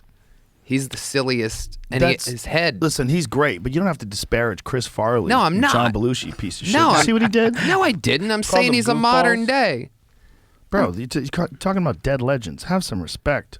Jesus Christ. God damn it, Tony. God damn it. That's what I'm saying. I'm saying they are You legends. can't call them goofballs. Tony. Jesus Yeah, Christ. huh? John Goofball Belushi? isn't an Goofball? insult. I said the G word. I don't like the way he said it. It seemed to me like it was disparaging. Yeah. No. I'm saying the big silly guys. Yeah. Well, I don't think there's any reason to compare. He's great. He's very funny. There's no reason to disparage the name of dead people. I'm not. I love John Belushi and Chris Farley. I'm just saying I think William's the modern day version of the silly. I get what you're saying. It just doesn't work. I met Chris Farley one day. Really? Really? Yeah, he was white like wet cardboard, like gray rather, like wet cardboard, like he looked terrible. We were backstage at News Radio, and he came and he was hanging out with one of the cast members, I think, and I think he knew Paul Sims too. And then I just see him, and this was before he died, obviously, but he was going hard. I mean, hard. He looked gray. I'll never forget that. I remember like seeing him. He's like really sweaty, really heavy, and like his skin looked gray, like ash. I was like, whoa. like sweaty gray. Like the poor guy. He's probably in the grips of it right there. You know, like when you think about people that get addicted to heroin, like really get addicted, like those people, they seem like they've been caught, like a demon caught them in a trap. You know, you gotta get that needle in your arm, son. Gotta get that needle in your arm and escape again. Whatever they do when they're smoking it or shooting it, it's like that drug in particular is associated with so many people just getting lost in it. Just like it hypnotizes you and draws you in. Some of the best musicians, some of the best writers. Oh my God. Have you ever thought about doing it once? Sure. Yeah, sure. You know, I told you when I got my knee operation, they gave me a morphine drip, and it's supposed to be a similar feeling. It was wonderful. It was wonderful. I kept hitting that button. Bang, bang, bang, bang, bang. I was like, oh, I get it. I was in agony. And I'm on this stupid machine that keeps bending my knee and straightening my knee and bending my knee and straightening my knee. It's like a perpetual motion machine that you put you on right after surgery to keep your knee like circulating. Wow. While I'm banging this thing. Dang, dang, dang. Just hitting that button. Every time you hit that button, you get a squirt of morphine. Did it like, do you remember anything from it, like what it was like, where you were thinking about or whatever? Like I was just sinking into the bed. Like the bed was just filled with love. It was just love clouds. Like you're just sinking in it. Wow. That sounds awesome. Yeah, just like your whole body was just getting kissed by God. Damn. We should do a podcast on morphine sometime. Let's do it. Get a drip. It was only the one time I've done it, but I think Lenny Bruce had some God reference when he was talking about his, because Lenny Bruce was like a real hardcore heroin guy. I believe they found him on the floor of his bathroom, overdosed on heroin. I think that's how he died. But he had a quote about God and heroin. See if you can find it. But so many, like Hendrix got arrested in Toronto for heroin. He was into heroin. Janis Joplin was into heroin. I think Morrison was in heroin, right? Wasn't he? I think so. They were all into it. Kurt Cobain, right? Here it is. Yeah. What does he say? I'll die young, but it's like kissing God. Okay, that's where I got it from. I'll die young, but it's like kissing God. Wow. He was 40 years old. The legendary quote about shooting drugs like heroin and morphine attributed to comedian Lenny Bruce. So, my apologies for stealing his line. Accidental overdose of morphine. Wow. It was, when I was doing it, I remember thinking that I didn't even care that my knee was all fucked up and that it was going through the thing. I was just smiling. Yeah. That I had this stuff pumping through me. Other than that, though, I don't think I've ever had any other experiences with opiates. Yeah, I had a wisdom tooth out once, and they gave me they told me to take, they gave me a whole bottle of whichever one of the things was. I don't think it was Vicodin. I think it was a hydroxy or a hydrochlorone. Chloroform? No. Do you have to like put on a napkin and hydroxychloroquine, the stuff that Donald Trump really enjoys? No, I can't remember. Yeah, what I it's hate called. Vicodin. Remember? Vicodin sucks. I think I took one of those once when I had my knee surgery too. When I got out, they gave me a painkiller. I can never remember if it was Percocets or Vicodin, but I remember I sold it to this guy named Jeff that was at the pool hall that was always on pills, and he always would sell pills and buy pills. He was a pill guy. He like had bandanas and long hair. Like he was like a Florida guy who always had like shirtless T-shirts, like legitimately, unironically wearing shirtless T-shirts and a bandana with long hair. Shirtless T-shirts? Yeah, like a T-shirt with like cut off sleeves. Oh, Like the cut off sleeves. yeah. He always had those Tank on. top. Wow. And he had like a bandana on, like he was playing tennis, and he had long, like greasy Leonard Skinner hair. And he sold pills. I sold him my pills because I only took it once. I was like, I can't do this. Like, this is just too stupid. Yeah. Yeah, I hate that feeling. It makes you feel stupid. Yeah. I just felt dumb. Like, I'd rather be in pain. And then my next knee operation, I didn't take shit. I didn't take anything. When I got out, I just dealt with it. But it was way less painful, too. When they did the second one, they did it through a cadaver. Cadaver grafts are crazy. Like they take a piece of a dead guy's body and screw it into yours. Where's your cadaver? It's in my right knee. Oh, wow. Yeah. Too bad you don't get like adoption papers for it, you know, so you know who the person is, like a Cabbage Patch Kid. Well, they say that people that get like organ transplants have strange memories. Ooh, And fuck that. They think the memories are actually somehow or another contained in part, and this is complete theoretical whatever, that it's possible that memories are contained in different parts of the body. Like sometimes people will find they get cravings for certain things, and then it turns out the dead person's heart that they have inside of them is what's asking for butterscotch pudding. Oh, my God. You That's know, so like something freaky. like real specific. Like Yeah. all of a sudden you have a craving Yeah. for like spicy pickles. You're like, what the fuck? That's weird. Why am I so into spicy pickles? Like Norman was really into spicy pickles. Yeah. That was Norman's thing. Wonder if a straight guy ever got like a gay guy's heart and was like, got into like, tried to hook up with his buddies after that. Probably. Or the other way. Gay guy Whoa. gets a straight guy's heart and he's like, why am I sucking cock all day? I hate it. Right. Do you know they use dead bodies for crash test dummies? Oh my God. Can you do that? imagine just what that would look like, them strapped into the Oh, car Jesus and then Christ. afterwards? Fuck. Yeah. Fuck that. Oh, you know what I found out recently? Poof. Ready for this? You know that bodies exhibit Yeah.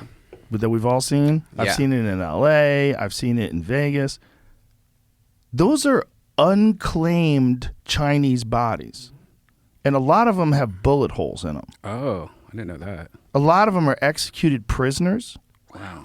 A lot of them are just people that they found their body dead, allegedly. Like when you are watching this, when you watch those shows, like if you go to look at the exhibits at one of those body shows, if this was anywhere else other than a science museum, you would think this was a fucking serial killer. They take people and they stretch them out. They put them in weird poses. They take their body and preserve it forever. They give them a basketball and pretend they're playing basketball. It's kind of twisted. It really is. They have dead babies. There's a dead baby that's in a giant formaldehyde or whatever it is jug, and it's just floating, a fetus. Like, imagine if you went over a guy's house and you went into his basement and you're looking for the bathroom and you see a dead baby in a jar of formaldehyde. You would get out of that fucking house as quick as you can. You'd say, oh my God, I left my phone. I'll be right back. And you fucking go right to the police station. The guy's got a dead baby in a bucket in his basement. Holy shit. But at this place, because it's a science exhibit, oh, that's what a dead baby looks like. And so people were wandering around looking at these pictures. And the other day we were trying to figure it out. I go, where did those fucking bodies come from? How do they get so many bodies? This is where they get it. They get them all from China. And they put them through this process called, I think it's called plasticizing. I think that's what it's called. So they basically take all of your tissue and turn it into plastic. Like they impregnate it with plastic and some kind of resin or something. So they can do these weird things. So they take chunks of your arm and hack them off. So they stretch your arm out in sections. It's like 13, 14 feet long. So there could conceivably be some Chinese bigwig who did not like this guy who maybe taught his wife tennis. So he had a bullet put through this guy's brain and then had him converted into this tennis player that you could see at these bodies exhibits. I want you to think about it that way when you look at that picture. Show me one of them tennis players. Yeah. Show me one of them tennis players. Because they have these guys like with the racket. Now imagine like the ultimate fuck you to your wife. You kill her mistress and you turn it into... yeah. So weird. Look at the basketball player. Click on that one, Jamie. Look at that. We should go here on mushrooms. Just imagine. You would probably freak the fuck out. What's the middle one? Is that a ping pong player? The middle one on the bottom right, Jamie? That one, yeah. Is that guy playing ping pong? Oh, baseball. He's catching. He's catching and throwing. Look at that. Fuck, dude. There's one of a guy flexing on the rings. Now, this kind of shit is what I'm talking about. Right. So we're looking at a guy split in half, split down the middle. His left side of his skull is on one side, his right side of his skull is on the other side, and then they split his chest cavity and pull his spinal cord up to the height of the head. If you saw that in someone's house, you'd be like, this guy is a sick fuck. Right. But if you see it at the museum, you're like, oh, interesting. Interesting. If it didn't have the fake eyeballs, I think it would be less creepy. Dude, look at this one. They took this guy and they stretched him out and cut him into sections, into like steaks. So like his whole body is sectioned out over like 15, 20 feet long. And that's at the Luxor. That's in Vegas. Starts off with little fillets, goes right to the... Keep going back to those pictures, please. Oh, it says, what does it say, Jamie? This was an article from 2006, and I'm NPR. Okay, so this is a different one. It says the cadavers were traced to a Russian medical examiner who was convicted last year of illegally selling the bodies of homeless people, prisoners, and indigent hospital patients. That is one of those. The one that I saw, if you could Google bodies exhibit unclaimed Chinese bodies. That's been... I did. There's stories from that from this year, but I just went back to as far back as I could find, and this was from 15 years ago. Oh, well, I'm sure they get them from a lot of shady places. That's the point, is that they're getting these bodies from shady places. It's weird. He figured out the homeless problem. They should give him an award. Hey. Can you imagine if they're just, all the homeless went away, but these bodies exhibits are everywhere? Like everywhere. Under the bridges and... There's also multiple kinds of bodies exhibits, I guess, too, which might be part of the issue. I don't know who's getting them from a good place, but there's like... Is the fan on in here? It seems like extra smoky. It's on, but three cigars were just being smoked. Yeah, man, it's just, I didn't think about it until I saw, I don't remember why I looked it up, but I looked it up and I saw it. And I was like, what is that? How do you do that? Like, how do you get all those bodies? And then when I read that they were, like, once I started reading about what they're doing with the Uyghur Muslims in China, do you know what they're doing? Dude, this is like an international tragedy that is rarely discussed in mainstream media. Yeah. They're rounding these people up and taking them to camps. Like, I don't know if they're re-education camps, if they're concentration camps, if they're prisoner camps. I don't know what they're doing, but there's demand internationally for information to try to figure out what's happening over there. See if you can find. I'm already looking. There's one. I just doing that. Just typing it in Google image search, like you see pictures here, but like second row, New York Times article, no such thing. China denies. I don't know. Squid Games. Well, but Uyghur Muslims. If you just pull up Uyghur people, so China's denying it. Is that what they're saying? Oh, yeah. I would imagine More there would evidence be. of China's horrific abuses in, how do you say that, Xinjiang? That's where it's supposed to be, right? See, I don't know, right?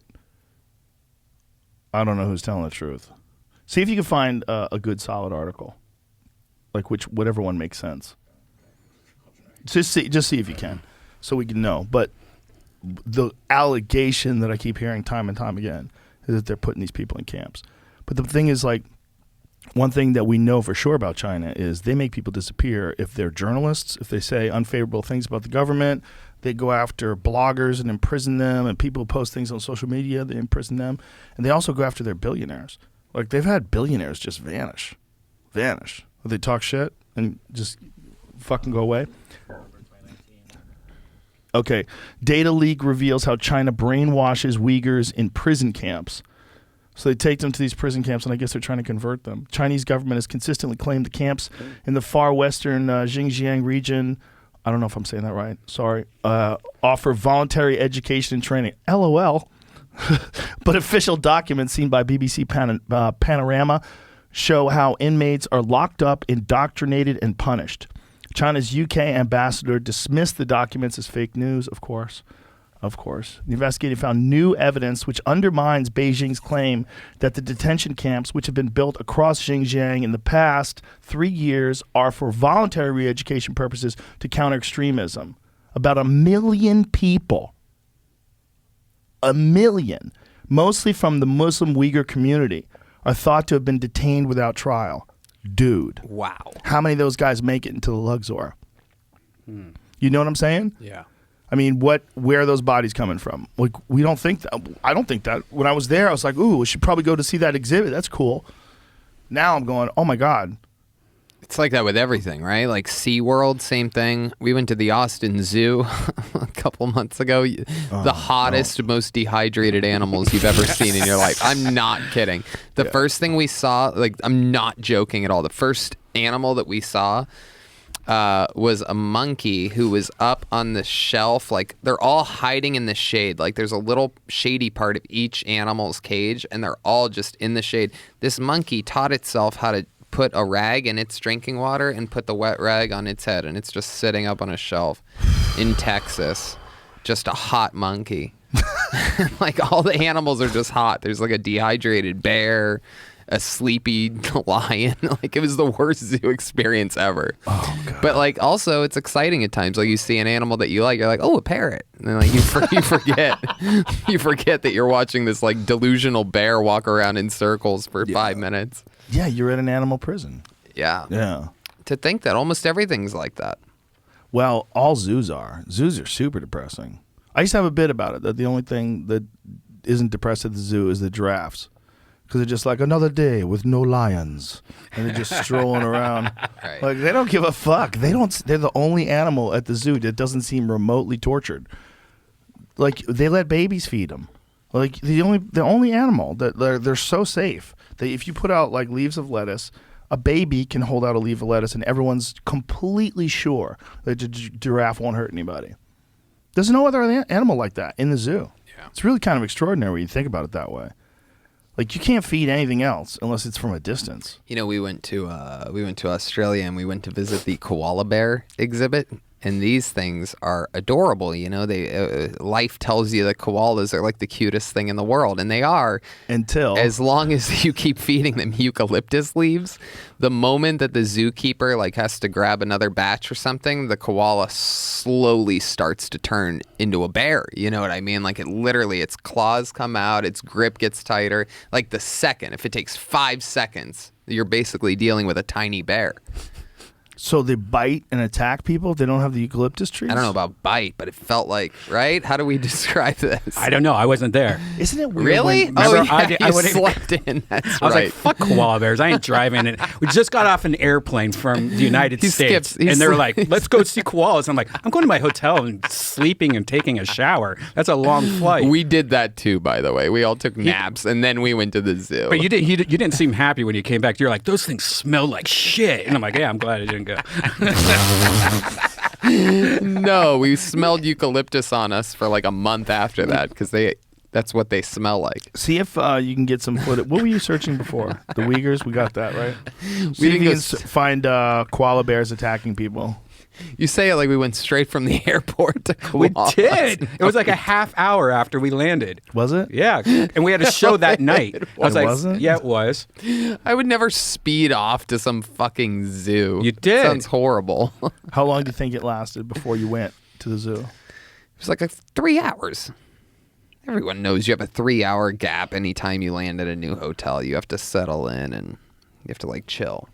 I don't ever rush off. You don't believe it? No. Because I remember that's why I didn't go. I was like, are you guys crazy? And they're like, it's koala bears. And yeah, it's a bed and a shower. Maybe it seemed like a half hour, but you were just jet lagged. Yeah, I wanted to go to.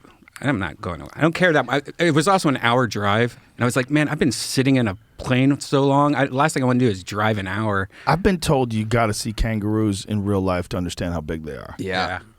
Yeah, Yeah, that's what I've been told. Yeah, they seem like just balls of muscle. Eddie flying. F. told me a story about first time he encountered a kangaroo. Was I think he was taking a leak in someone's backyard or something, and one of his friends yelled out, "Hey, get back here!" I'm fucking up the story for sure, but I remember him turning around and there was a kangaroo that was taller than him. Wow, like they're like 6 feet tall. Yeah, and built like a brick shithouse. I think they're cool. I would They're love. very They should cool. have boxing matches that you could watch of kangaroos. They don't want to box, dude. They want to run around and fuck. I'd eat watch grass and do whatever the fuck they do. They don't want to box. They're only boxing because you make them. Well, I mean, fucking Jake Paul versus a giant kangaroo. Like, I'm in. who wouldn't buy that? They'll try to kick your guts out. That's what they try to do. They literally try to kick your guts out. Oof. I hope Mike Yeah. Tyson fights him. Jake Isn't Paul that or a kangaroo? Jake Paul. Yeah, I support that. I don't support anybody fighting kangaroos. They used to do it though. They used to have boxing kangaroos where people would go Oh, that's right. to they would go to like a fair and they would box the kangaroo. Wow. Yeah, there's a lot of video of it. You watch people get fucked up by kangaroos. Oh, this is a koala bear attacking people. Oh yeah, see, these are koalas without eucalyptus. Yeah, so these are these wild little. First of all, It's crazy how cute they are. They are so cute. They're so adorable. Look at those little faces. Yeah. That bit the person? Oh, wow. It doesn't Oh, show. so they don't have the actual attack. They just have the wound. So he's got a bite wound. He probably got too close. Yeah. He's probably taking selfies. People take selfies at Yellowstone. They get launched into the air by buffaloes. Yeah. People are so goofy when they get around nature, man. But it's weird that like something so cute would be so dangerous. Like, isn't that usually cute keeps you alive, right? Like babies and puppies and kittens and little monkeys and little birdies, and they're cute. It keeps them alive. Like, you don't want to eat little baby chicks. Oh, you can't do that. Right. But when they're a full-grown chicken, you chop their fucking head off and start plucking. It's weird. You'll eat the full-grown chicken and you'll eat the egg, but Yeah. if it's in the middle. Well, the egg The is... nuggets? Oh, baby chicken nuggets? That's where they're from, the nuggets. I don't think so. It's all assholes. It's just chicken assholes ground up. But eggs are such a bonus. It's like nature's bonus because it's full animal protein, but nothing dies. And they make them every day. Like, if you have a bunch of chickens, you could literally, if you had 20 chickens, you never have to buy food. You could just eat eggs. Like, if you were in a real strict sort of fucked up apocalyptic type situation, as long as you have enough chicken food and you have a bunch of chickens, like if you have like 20 chickens, you're probably going to get 10 eggs, 9 eggs, 8 eggs a day. It's a lot of eggs. You can actually eat off of those. Do you still have chickens? No, they all got killed by coyotes. I want to get chickens. Yeah, when we had a fire, that big fire that went through California a couple years back, it burned down our chicken coop. Oh, Jesus. And so we had to gather up the chickens and we put them in another chicken coop. And this chicken coop was not sturdy. It was a store-bought chicken coop. The other one was like built by, I had a carpenter do it. These fucking coyotes, they opened it up. It was a disaster. They killed like 9 chickens. Jesus. Yeah. And, One and they're setting. like pets, aren't they? They're like, you start Yeah, kind of man. feeling like they're pets. Well, they were real chill. I Yeah. mean, you could go up to quite a few of them. They had different personalities. Like some of them you can't pick up, and other ones they would just like drop down. And you could pick them up, and you could pet them. Like there's a bunch of videos of me on Instagram walking with the chickens, petting them. But there was a few that didn't want to be petted. They didn't want to be picked up. It's all in like how much you handle them when they were little babies. But dude, coyotes, that's like a fucking. It's like a fast food restaurant to them. They just like hop on the roof. I caught them on the roof of the thing, like in the middle of the night. I hear something, like all this sound, and I turn on a flashlight and I put it on the roof of the chicken coop, and there's 2 coyotes just staring at me, trying to figure out how to get the chickens. Oh, my God. It's so weird, man, because they're wolves. They're these little small wolves that live in suburban neighborhoods. They're everywhere. Are they out here? I know that yeah. my neighborhood's just tons of bobcats and bunny rabbits and hawks. Tons of hawks. We have one that's in our neighborhood. We also, I'm sure more than one, but one that we've seen because he's like pretty distinct. He's pretty fat. He's been eating good. And then we have a fox that visits my yard all the time. He barks. That's cool. It's I like foxes. They're beautiful.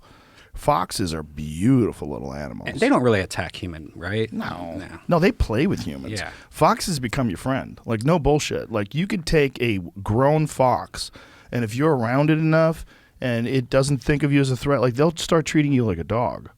It's weird. Like, there's a video. Oh, look at this these little fox. It's Oh, my Todd. goodness. I'm a hound dog. Oh, my He goodness. played me for a treat. Look how cute Oh, he is. Like, they'll play.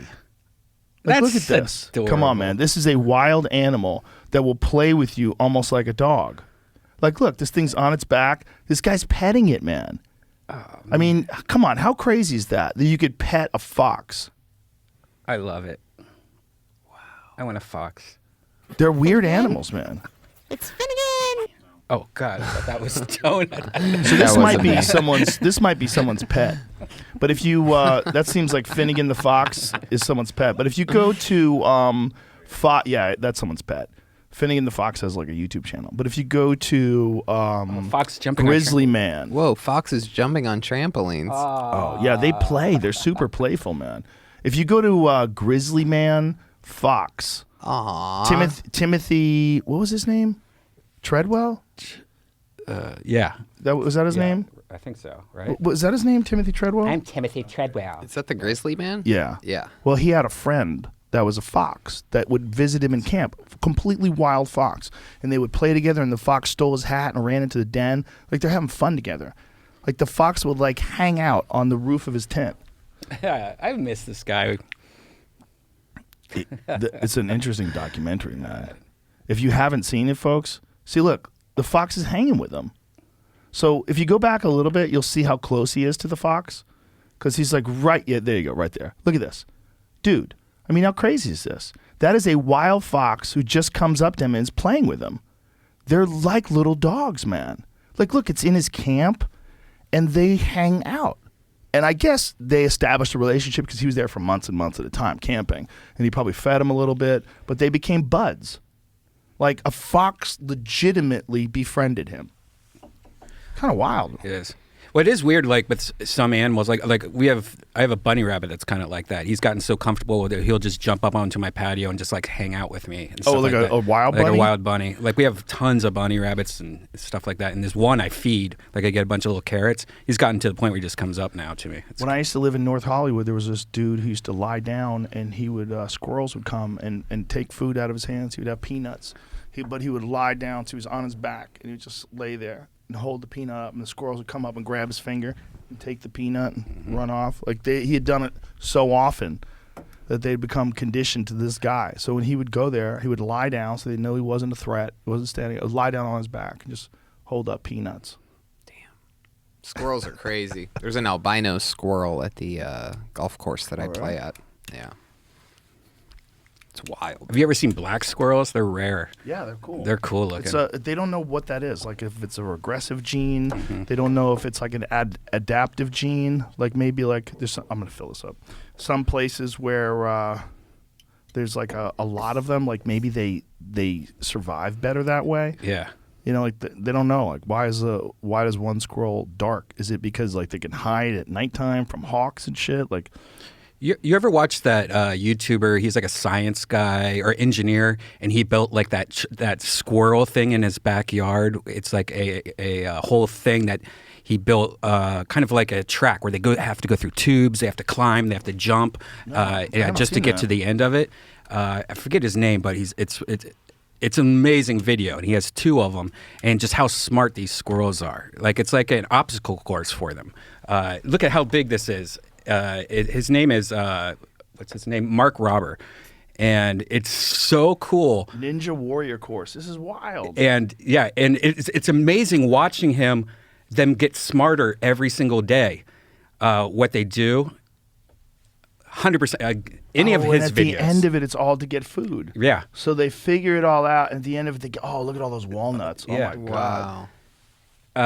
Interesting. Mark also, if you've never watched him, is one of the best guys on YouTube. He also made these fake packages that he puts on people's porches, or I mean, he puts on his porch and people steal it.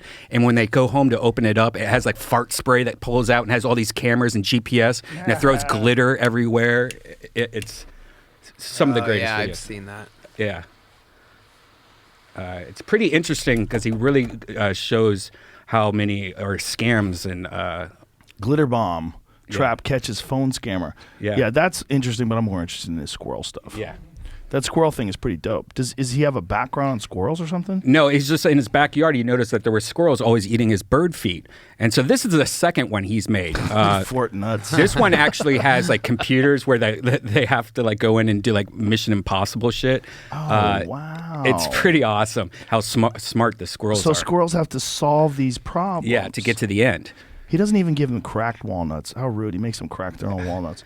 Come on, they're squirrels, man. It's easy for them. Is it? Yeah. It's a lot of work. Cracking a walnut, is it easy? For them, Is it? yeah. Squirrels have I have no idea what I'm talking about. Yeah. I mean, I don't think they have experience with walnuts. Where do walnuts come from? Walnut trees? Yeah. Yeah, but is that what they like? Right. Squirrels' jaws are 10 times stronger. so look at than- it. It's going It's supposed to be through through a tube. lasers, like Mission Impossible. Right. So it has to figure out how to get through this. Look at it. It's got to figure out how to get over the top. Look at him. Look at this shit. This is wild, man. Got it. I get to start all over. So he's got to figure out what that thing is, and then he's got to jump over it. See, Got it. figured it out. Come on. This sucks if you're just listening. So there's a squirrel that's going down this tube. He's on the top of this tube climbing it, and then there's this large flexible piece of plastic that he has to jump over, and he doesn't make it over the top. Anyway, it's cool. Backyard Squirrel Maze 2.0, and the guy's channel again, Mark Robert. Rober. R-O-B-E-R. Because he's supposed to go inside that tube. And he talks about the science of everything, like how squirrels, like, they have, like, how they spin around and how kind of like, cats always land on their feet type kind of shit. Do you know that if they give... actually, I need to find out if this is true because I'm about to say it without knowing. There's a thing called morphic resonance. And it's like this very controversial topic that, like, when you have a certain amount of knowledge, it's in the species. I'm probably butchering this, but what they did to study this is they took rats through a maze on one part of the country, and when the rats solved the maze in one part of the country, they solved it quicker on the other part of the country. It's like they think somehow the information is inside the rat library, like whatever information that rats have, like that's collective. Like the DNA of... Not even DNA, right? Because they're not related. They're on completely different sides of the continent. The idea is that somehow or another, there's like an Akashic record for rats. There's like a knowledge database. And as the database grows for the species, other members of the species have access to it that wouldn't have before, that wouldn't have been wouldn't have encountered that other rat or been taught that maze. They know how to do that maze quicker. Weird. That might be bullshit though. Because I remember reading that and not looking into it at all, just repeating it because it sounds cool. But the idea is that when people are smarter, when people learn things, like as we as a species are learning things, we're not just like, as more people are learning things, we're actually all getting smarter. And we're actually all, whether we realize it because we're reading books or whether it's also because we're like gathering information and we have access to it because other members of our species have had access to it. Like, I wonder if they could trace back to stone tools. I wonder if they could figure out exactly when everybody figured out stone tools. And was it at the same time? Like, did one monkey person from 1 million years ago, like, think about it and then go, I think I can kill something with this. And then the other ones on the other side had like a light bulb pop off in their head. And they're like, maybe the stones. And they start chipping them to make them sharper. I wonder how similar that timeline is, if it's just coincidence or if it's something like this rat project. I think it's Rupert Sheldrake was the guy who talked about that. Yeah. You're explaining everything I was just looking at. Is that accurate? Yeah, I mean, there's an article from 1983 called Sheldrake the Magician. That's when he first started this stuff. And there's a lot of... He was on the podcast back in the Dizzy, in the second studio or third studio, whichever one it was, in Woodland Hills. But he, this idea, if that's real, it's pretty revolutionary because it's like, well, where's that information? How does if you can statistically prove that a rat learned something quicker on the other side of the continent because the rat in New York figured it out, and then the information's out there, and the rat hive mind. That's wild shit. It'd probably be the West Coast first, then the East Coast. Well, I don't know who figured it out. I think the East Coast rats are East Coast smarter. rats are up earlier. They're probably they're hustling more. There's more of them. Yeah, more sewers. New York keeps their garbage on the street. Yeah. It's a different thing. Yeah, but I mean, West Coast had podcasts first and the internet first, and East Coast were still flip phones. And West Coast had podcasts because we couldn't get on the radio. Right. Yeah. Because it's like, because of the way morning radio worked, if you had a morning radio show, you had to have it on the East Coast because that's 6 a.m. By the time you start at 6 a.m. in the West Coast, it's already 9 a.m. on the East Coast. People are already at work. You had to be able to catch them during the commute time. So you had to be thought East of it Coast. that way. That's really have smart. to be. But the two great shows, number one, of course, Howard Stern, morning show. Yeah. The number one spot was always the morning because that's when you're tired, you get in there and you want to, and he got some raffle to have a stripper shit in your face. Right. Like that was what got people through in the morning. If you wanted to just have a show and have anybody pay attention to, first of all, good luck. Because when Howard Stern was running shit from 6 a.m. to 10 a.m., wherever it was, you were battling for second place. And then if you got to second place, he'd attack you.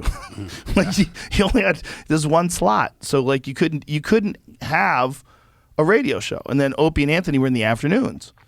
And that's how they got big. They got big in the afternoon. They got big in the drive time when you're coming home. And then they got on in the morning. But that's it.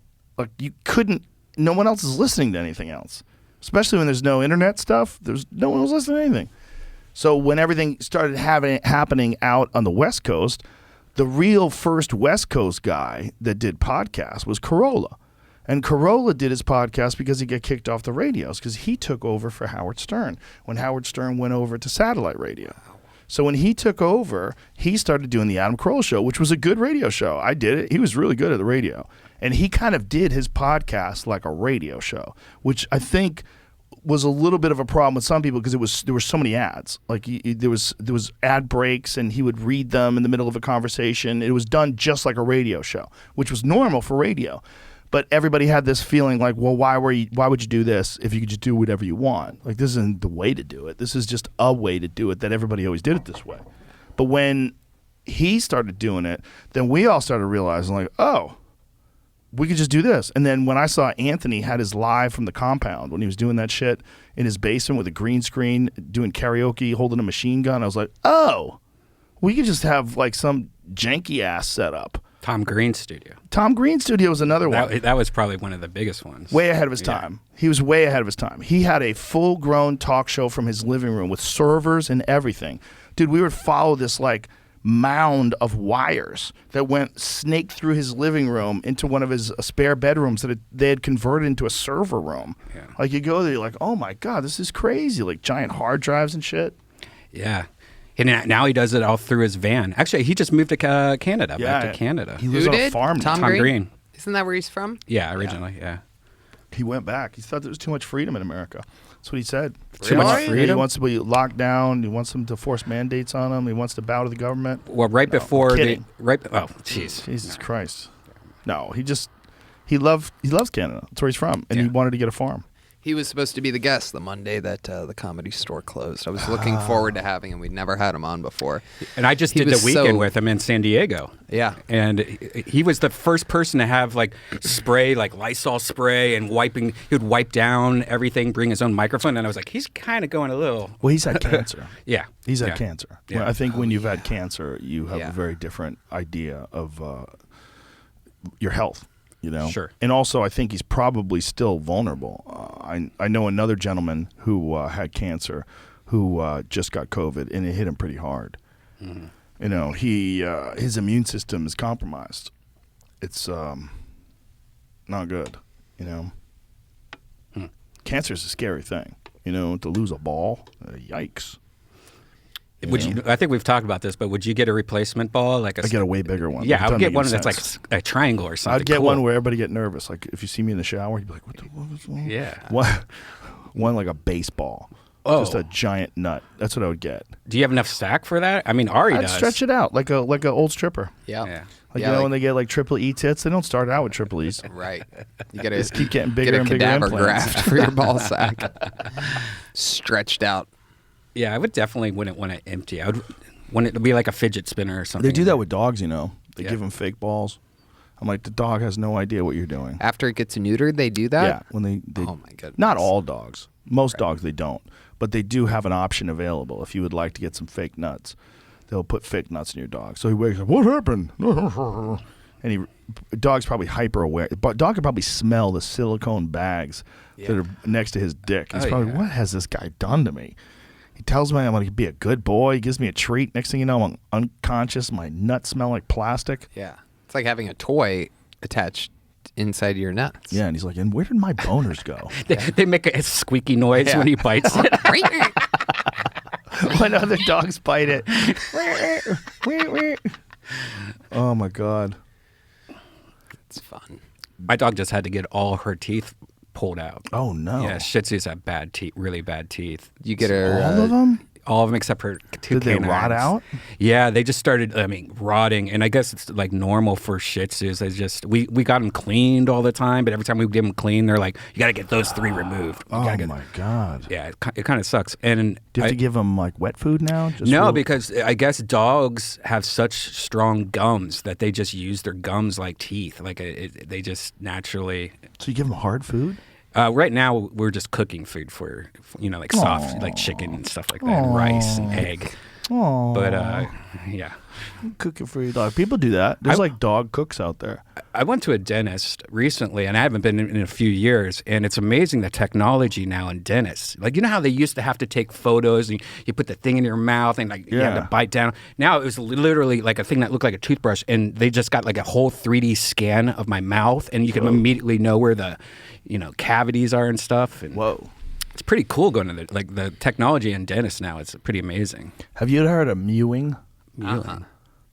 There's this thought that the reason why people's jaws are shrinking, as you look at people from the olden days versus today, is that we don't chew hard enough food, and that's the same reason why people's teeth are all smushed in together. You're smushed in together because the bones of your jaw are actually getting smaller, and this guy has this theory that if you work out those bones, you can actually get them to expand and grow, and he's got a method called mewing. I think his name is Mike Mew. Is that his name? His name is Mew. He called it after himself. Yeah, well, it's what it is. So it's like you press your tongue. I think you press your tongue against the roof of your mouth. John Mew. Yeah. He lives in England. I'm going to try to get him on here. But apparently it works. And if you do it over a long enough period of time, it's just like building up anything else. Like we used to think that the structure of your face was determined by birth, and it is. It has a big factor in genetics. Like that's what it looks like. But you can strengthen that area over time, and he thinks that in some cases, I don't want to put words in his mouth, you could avoid braces, because I think you could actually change the jaw. Like change the way it's. You know, some people have like little tiny jaws. Weak chins. Yeah, I hate it. I think the evolutionary idea of this, and I could fuck this up, is that those people, there was too many generations where they didn't have to work hard to chew their food. So like if you go back to like cave people, I'm sure they had big ass jaws.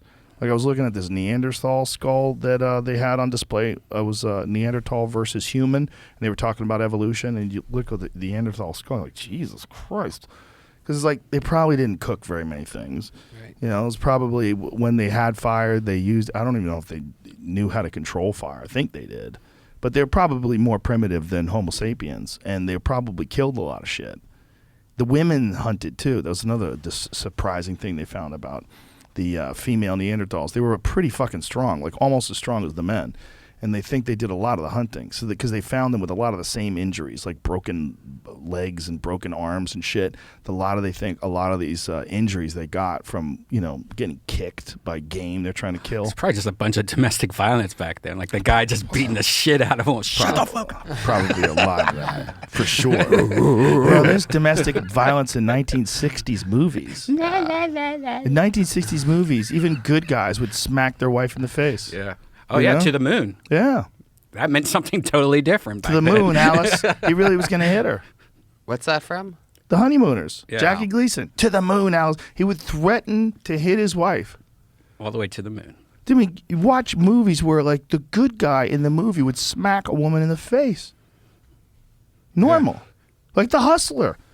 In The Hustler, Paul Newman, doesn't he smack Piper Laurie in the face? I think he does. There's so many movies though, like even like back in the day, like the Christmas movies, and like that guy where you're either smacking women like it's normal shit though. It's kind of hilarious because back then it totally. James Cagney. Yeah. Oh, James Cagney used to smack the shit out of women in movies. Really? You just smack them in the head over and over and over again. Steve McQueen and Ally McGraw. There's a horrendous scene where Steve McQueen is outside of a car with Ally McGraw, and I think, if I'm not mistaken, I think they were dating or married at the time. They were in a relationship. And there's a scene where he has to hit her, and he fucking really hits her, like multiple times. And apparently she didn't know he was going to do it.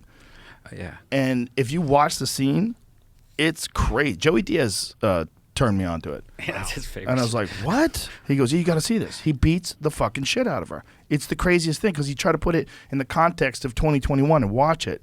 You can't imagine that this could ever actually happen in a film. Like if The Rock and Emma Blunt are in a movie and The Rock is beating the fuck out of Emma Blunt, you would like, what? What? Is that a person? Emma Blunt? Emily Blunt. Yeah, I'm confusing. Emma. Who's Emma? There's an Emma too. Emily Blunt is the lady from the lady with the big eyes, right? The what? Jungle Cruise. Have you seen The Many Saints of Newark yet? No. Did you see it? Oh, yeah. How is it? I don't want to. Well, it seems like I don't it's, want to. It's not a good way to respond right away. No. It's you know what it is. It's really good and it's great if you love Sopranos. But it seemed like it was a lot of build up, and then it kind of like it seemed like it should be a series or it should be a second movie. Maybe that's what it is. I think it is because it feels like it is. You know, like it's It got to a point where you're It's just a pilot. I bet it's a pilot. Yeah. Why not? Right? If it does well, and then Netflix picks it up. Joey's so great in it, though. Joey's an amazing person. He's an amazing person. I loved it. It's filled with things. If you, as long as you're still fresh on your Sopranos knowledge of like characters and stuff, it's really, really cool. Yeah. New Jersey has a vibe all of its own. It really does.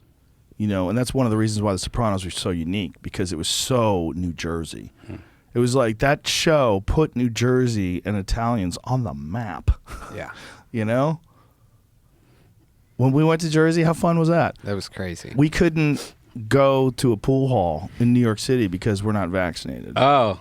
So we had to go to New Jersey to play pool. So we went to New Jersey to eat. So we eat at the steakhouse. Was it Steakhouse 85? Yeah, something like that. It was amazing right there across from the Stress Factory. So this is what happens. We have no idea. We're talking to the chef, very nice guy, he's telling us, are you here to see Jim Brewer?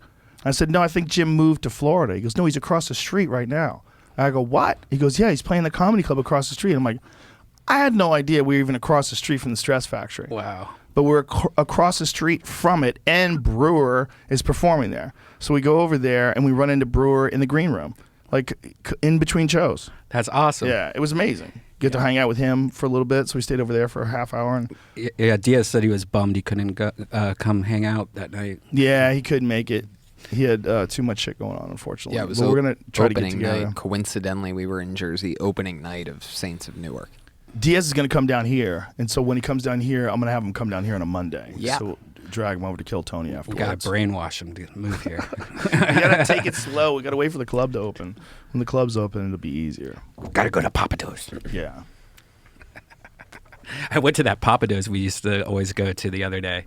I think the move with Joey is just to fly him out regularly. I think that's the move. I think he really enjoys living in New Jersey. Every time I talk to him, he said he loves it. All his friends he grew up with, he's like, some of them are mad from shit I did 50 years ago. Get over it, cocksucker. He's unbelievable in the movie. I thought he was going to have like limited roles, like in a typical Italian movie, like a throwback mafia movie. You know, there's usually so many characters that you barely hear anything about. Maybe it's just a cameo or this and that. But he's really one of the main characters in the movie. It's wild to see. He had David Chase on his podcast. Oh, Uncle yeah. Joey's I wanna joint. Listen to that. Yeah. That guy. You know, when they first started doing the Sopranos, it was a comedy. Was it? Yeah, the first episode's a comedy. If you watch the first episode of the Sopranos, it's slapsticky. The whole series, I just rewatched it because my girlfriend had never seen it, and I wanted her to see it before we watched Saints. So we watched all 6.5 seasons of Oh my God. in like 3 weeks. How do you have that much time? Well, I just kind of like, we just had it on the whole time. And so I was just like, oh yeah, this episode. But my girlfriend just 24 hours a day was watching it. I have yet to see The Wire. Either I've have I. only watched one episode. Yeah, same. Jamie just made a noise. You can't say that on channel. I'll rewatch it right now. Is that good? It's so you can dive in. Yeah. You don't want to spoil shit for people because the ride is so fun. I only watched the first episode, but it was very good. But I don't remember why I didn't continue. I think it was one of them times where there was just too many shows I was following at the same time. I haven't watched Breaking Bad yet. I gave up on that after a while. Yeah. It was very good. Oh my but, God, but I really? gave up on it after a while. Oh wow. Yeah. Oh man, it really Stressed me out. It's a good show. But the thing is, it's like you have too many things. There's too many shows to watch. Like if you want to get things done, You can't just be streaming and binging shows all the time, because although recreation is important and it's valuable, you don't want it to rob you of your time. And if you get too addicted to too many shows and you're watching 3 shows simultaneously, that's like extra hours of every night that you could be doing something creative, that you could be doing something physical. You could be exercising, you could be writing new jokes, you could be, you can't just binge too many shows. Like, you should binge a few, should watch a few, but you got to know when it's kind of like drinking. You got to know when it's too much, And I think with some of these shows, if you're watching like 4 or 5 shows, like I remember when I was into The Walking Dead, and then The Fear of the Walking Dead came out at the same time. Like, no, you motherfuckers! And then I started getting into both of them. So then you're looking forward to 2 shows every week. They can get you. Succession's coming back in a couple weeks. That's a big one. I don't even know what that is. What is it? It's so good. It's the show about the super duper rich family that owns a cable news network. And all the kids, who are all unbelievable actors, are trying to be the one that gets the dad's company. And he's an unbelievable actor. Logan, I can't remember his name now. But it's just unreal. I mean, it's destroying at the Emmys. That's Macaulay Culkin's little brother right there. He absolutely kills it. That's the guy from Ferris Bueller's Day Off, top right. Is that bottom guy? Is that his name? Was it Albert Finney? What is his name? What is that guy's name? Yeah. He is the most interesting man to watch act. I mean, he is. What is his name? Killing it. It's I feel like I've seen him in shit before. Yeah, he's in a bunch of I different know, things, but but I this don't is his remember his main. name. This is like his Sopranos. Cast? Brian Cox. Brian Cox, that's it. There you go. There you go. Yeah, that guy's been in a gang of things. But this is his like main character. He's so good at this, and This better be good, Tony. That's good. yeah, it's unbelievable. Don't lie to me, It's not bro. The Wire, but it's good. Did you? It's not The Wire, but it's good. All right. Should I go The Wire first before? I'll be honest with you. Now that The Wire's been off TV for 15 years, Wow. it's a little dated, because the first 2 seasons they're using pagers still, and there's payphones involved. So if you can remember what that world was like, then you can put yourself back there. But it's still good. I can remember. Yeah, it's still really fucking. But if I watched it with my kids, I'd be like, "What the fuck is going You'd on?" have to explain to them why they're running to the corner to use a Yeah. tech You have to membership. explain pagers. You have to explain phone calls that come in through payphones. Like, that was a big thing. Guys would wait by payphones for a call, and they can't use this, man. I'm expecting a call. That was a deal. That was a thing. Like, you would have to get in an argument with a guy. Like, I got to make a phone call. It's like, I'm waiting on a call. Like, you literally could, because there was no call waiting on payphones. Like, this is crazy.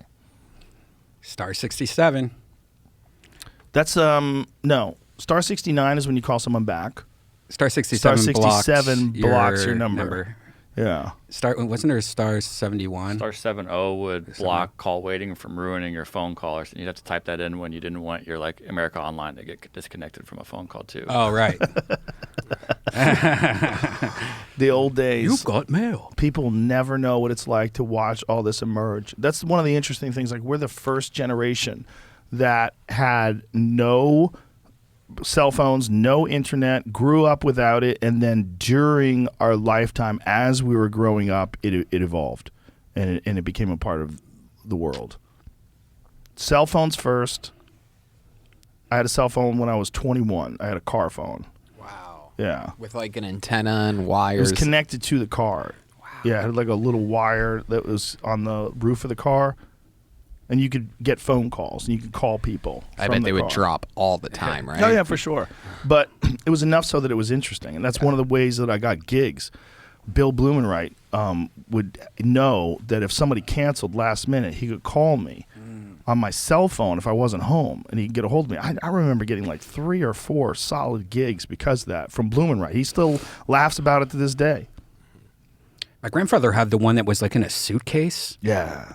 Yeah, those were big. Those were cool. It was like Yeah. a big old suitcase thing. Yeah, people would walk around with it. It had a handle. Yeah. It'd be on the phone. You look like a pimp. Big old fucking car battery and shit with a handle on it. You're making phone calls with a squiggly little cord. Dude, when I was a kid, we had rotary phones. You would go. I love those. I want to get one of those. oh my god, if you fuck up, you have to start from scratch. It's the dumbest thing ever.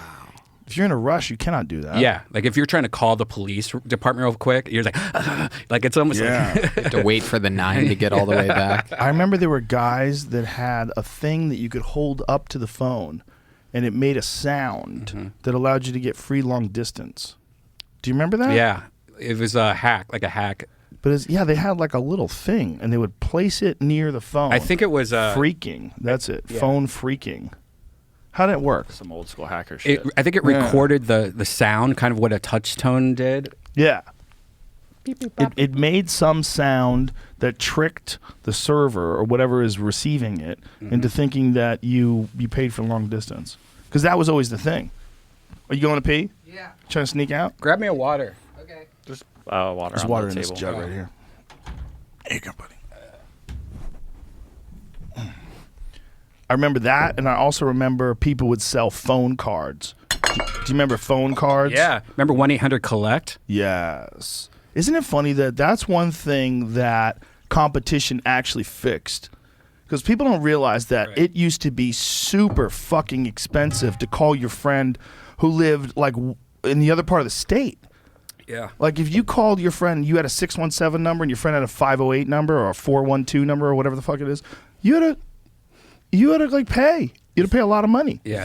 That's why cell phones probably picked up more because everyone like, I'm waiting until the night or weekend to call mom across the country, and then all of a sudden just be like, well, just do it now instead of waiting because now nights and weekends are at 7 p.m. instead of 9 p.m. and Nights and weekends was the thing with regular phones, right?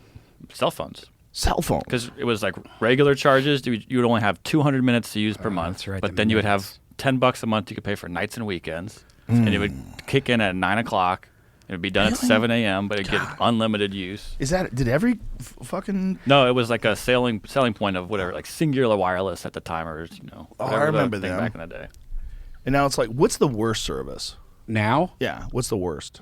It's all pretty good, but it's I would probably say I have both Verizon and T-Mobile on one phone, and so I can go back How and do you forth. do that? You got a dual SIM card yeah, set up? they have eSIMs now. So like the new iPhone Are has you an working for the government? What's going on No, here? no. Because of the winter storm, my T-Mobile was out. But then I kept on seeing Verizon pop up, and I'm like, if only I had Verizon, I could make a phone call. So now I'm like, have both. Or if I'm in a city and like, So let me ask you this. How does that work? You have two phone numbers on your phone? yeah, two phone So numbers. you- I could switch back and forth. Or what I use is I use Verizon's phone and T-Mobile's data, or vice versa, depending on which is better for wherever I go. That's- T-Mobile's been killing it though. They've been doing better than Verizon? I think so. I mean, is that a Texas thing or is it a nationwide I thing? think it's nationwide. The only time T-Mobile sucks is like those in-betweens, like if you're going in between big cities and stuff, you know. But for the most part, Verizon's everywhere. So that's why Verizon's better, like on road trips and shit. So do you have to throttle back and forth between numbers depending upon whether or not you're using T-Mobile or Verizon? How do you do the throttling back and forth? Well, I could either manually do it, like if I only want to use Verizon phone and data, I can switch it so it's like Verizon only. But right now I'm getting two phone calls, like if I'll get both phone calls. So you get a phone call from both numbers? Yeah. And then you don't have to do anything about it? No, it tells me if it's primary or secondary also. Oh my God, I'm jealous. You could Are do you it right jealous? now. The You only jealous? I mean, I have two phones, and the second one I am never very jealous. carry it. Yeah, I'm yeah. very jealous of that. Well, the only bad thing is like no one else had, like not many people do this, and so like Verizon, it took Verizon 2 weeks to figure out how to do it, like Oh for my me. God, really? Yeah. But I would think that would be an amazing thing because, you know, I have more than one phone number and Right. some like one particularly for business. I don't want to look at that one sometimes. Right. Like, Exactly. And if I have one that it's only for like 8 members of my family and friends and, you know, people that I'm really close to, like 10 people have that number. Right. That's the move. And then you have that 10 on when you just want to disconnect. Or if you like, you know, if you have two families, one on the East Coast, one on the West Oh Coast. yeah, yeah. You gotta keep them confused with technology. Yep. I saw a thing where this guy had a burner phone that they had cut a hole in the sole of his shoe and stuck this little tiny burner phone in his shoe for when he got arrested. Ooh. It was Ed Manifesto. Pull up Ed Manifesto's Instagram. They open this guy's shoe up with a knife and they pull the sole apart, and inside the sole is a burner phone. Wow. It's fucking genius. Everyone has cell phones in jail and prison now. There's people on TikTok. Look at this. Look at this. Look at this. They're cutting this guy's shoe open. Pull it out. Bam. Phone. Oh my God! Look how adorable that phone is. Those are adorable. That's a tiny ass little phone. Yeah. You remember when that was like the pimp thing to have the littlest phone? Razor. Yeah, man, I had one of those. Have you seen the new Razor? It's fucking sexy. The new Razor's very sexy. The old Razor's battery was good for about 13 minutes. Yeah, that's right. The battery was terrible. And the it camera never was lasted the terrible. whole day. Actually, I don't know about that. Now I'm saying that, I might be lying because I don't think it requires that much energy to just make phone calls. I think the real energy is in the screen. Right. Like now I'm thinking about it, I think I'm full of shit. Yeah, there's still some of those Nokia phones that still have battery life. They haven't been charged in like 20 years. Oh. The Wow. snake, remember like a snake on them? Someone will Oh, find yeah. it and be like, it still works. Really? Yeah. Yeah, but those Motorola's had a tiny ass battery. The Razor, that was so thin. When Brody the passed, you know, they were throwing all his shit away, and his family was like, "Hey, do you want any of this?" And I found his old Nokia phone from like a long time ago, and I'm like, "Man, I wish I had the charger." And I just like, I'll just turn it on. eBay. I turned it on and it just worked. And it had like 1 bar and of battery, and I was going through and I downloaded all the photos he had, and like these are old photos from like Nokia days and stuff. It's pretty interesting. Yes. Yeah. The new Razor is pretty dope. But the thing is, you got to commit to that Android operating system. Yeah. Motorola's version of the Razor is way better. The flip one, Better than the Samsung ones? the Samsung one's better than the Razor one. Oh, Like they have a yeah. new flip that's Yeah, well, amazing. the Samsung becomes a regular size phone, if not larger. And then there's a two. There's the flip and then the fold. Yeah, I got the Fold 3, which is awesome. I love it. The flip seems silly. Because, like, is it that hard to have, like, a regular... Like, Right. I have a Galaxy. Right. It fits in my pocket find. Yeah. You know, just like an iPhone does. It's actually a little slimmer than an iPhone. It's not as wide. What would you use that for? Hang up on people like this. Fuck you, bitch. Yeah, I mean, it's satisfying to Yes. flip it. To close it on people and go, Kirk out. Yeah. And just slam it shut. But the fold, like Gordon Ryan has that fold. Mm-hmm. And I was looking at it. I was like, oh, man, watching movies on this would No, rule. it's great because it's, like, especially like on an airplane or Yeah, look at the size of that goddamn thing. Yeah. Like when you open it up, like if you just wanted a multimedia device that worked off 5G internet, how do you get better than that? yeah. Because you can actually send text messages, you can make phone calls, video calls, you can do everything you can with a phone, but it's big like a little iPad. Yeah. I You know, love like, it. if you just want something that you take with you to like watch movies or listening to, podcasts and also scrolling the internet simultaneously, because you could have like with those, you could have window and like two different separate windows. Like one side of it could be your email, the other side of it could be your notes. Have you seen what Samsung's waiting on or making next? It's a one where you pull apart. You know what I'm talking about, Jamie? That one. Yeah, scroll. Now that's the future. I think. Yeah. They're gonna pull out a scroll. That's the future right there. Yeah, it's gonna be like a cigar. Yeah. And you're just gonna unravel it. And there's no creases because of that. yeah. What is this one? That's it. Galaxy Z Fold scrolling design. Yeah. Yeah. So just pull it apart. Yeah. So it's one size, and then it pulls apart to the side. Okay, this is it. Yeah. That's the shit right there. That's the move. Look at that. Yeah. That's crazy. I love it. That I can do that? That's pretty fucking incredible. Where's the missing screen hiding? It's on the back. No. I mean, like, so when it's small here. Uh-huh. It rolls up to It the rolls back. up Oh, it into rolls, yes. It's, yeah, it's see like the back? paper. Got You it, see the back Yeah, where so it's the like under so the- that's the space. Oh. That back crease, which is kind of cool because they made it like a funky design. When is that coming out? It should be coming soon. I would probably say in spring of next Watch year. this. Oh shit. Look at that. Whoa. See, That's- that's cool. That's the move. See, Apple have that 5 years later. Yeah. That's what Apple does. They wait until all these Android phones come out with the coolest ideas. But there's still a lot of It'll shit. work then. What's that? It'll work then when it comes out. What are you saying? Androids don't work? No. Well, Racist. Apple just likes to perfect it. Apple. This will Yeah. probably have like in 3 months you find out like the screen, the pencil goes through the middle of it. And they got to put out a new version. Joe, Rushed it out. have you talked about? I know because point. I have a feeling I already Good know point. what you think about this. But have you talked about Amazon's new stuff that's coming out? Their security robots and their drone planes for your house. Have you seen these yet? Oh no. No, I haven't. I'm aware of it, but it's not good. Yeah. the demise of privacy is inevitable. And it's mapping out your house, like video and stuff like that. I can't wait to get the robot though. Well, you know, they've already like used those Amazon things, those boxes in your house. What are those things? What are they called? Echoes. Yeah. Alexa. Yeah, they've already used those like for murders. For murder cases, they've got a hold of the recordings because it's recording 24/7. For Amazons, or because I know Nest works with the police department. No, not Nest. Because They're Nest all is owned by the same thing now. Amazon bought Nest. Who bought Nest? Someone. Okay, but we're not talking about the same thing. We're not talking about a security system. Right. We're talking about those little home things where you say, Alexa, turn the lights off. Right. Well, Alexa's listening. Yeah. And that if you kill your wife, Alexa knows. Yeah. So apparently they solved a murder. Amazon's Alexa may have witnessed alleged Florida murder, authorities say. Adam Richard Crespo is charged with murder in connection to the July death of his girlfriend, Sylvia Galva. Yeah. Imagine if they called Alexa to the stand. What year is this? Sorry, can't play the 2 years Eagles. ago, 2019 November. Okay. Yeah. This is the story. I think they needed to get the audio because there was like an argument they But could have that's heard or one of something. those things where people buy one of those. They do not know that thing's recording you all the time. You can turn But it's it off. recording you all the time. I didn't think You thought it was- might be able to turn it off. I think or you might- turn it off.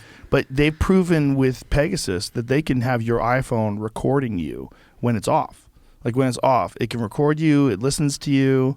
It tracks your whereabouts. Like just because you think it's off doesn't mean it's off. Just your screen is off. Right. So if they hijack your phone, they figure out how to get it so that your phone is recording everything you say and sending your location while you think it's off. You're like, yeah, fuck the government. I'm gonna turn my phone off and have this fucking conversation about Bitcoin.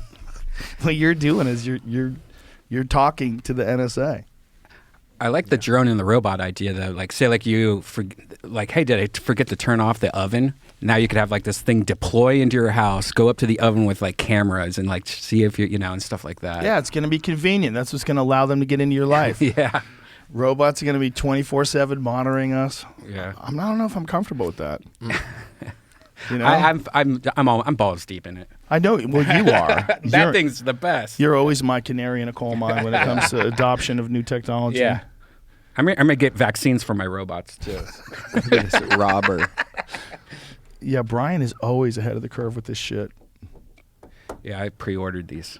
Can't wait. Well, to when get you're this. watching, your own home from a distance, that is a benefit. Yeah. Like you can see and record everything that's happening inside your house when you're not there. Yeah. If someone breaks in, you literally get an alarm. But the thing is, like, try calling the cops now. If you're living in L.A., they're gonna go, well, what do you want?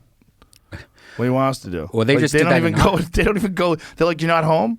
Oh yeah, we're not gonna do anything about that. Did you hear what just passed in Texas? The same thing where like if there's like a whole list of like 10 things where they're not going to send cops anymore. Like That's Austin. Yeah, Austin, In yeah. Austin, yeah, not good. No. None of that's good. It's interesting. I had a gentleman on the other day who wrote a book called San Francisco. Jamie? Mike Schellenberger, that's what I said. Michael Schellenberger, and he was bringing up a very important statistic that seems counterintuitive, but the best way, he said, to increase police brutality is to lower the amount of police. So the best way to decrease police brutality is to have more police.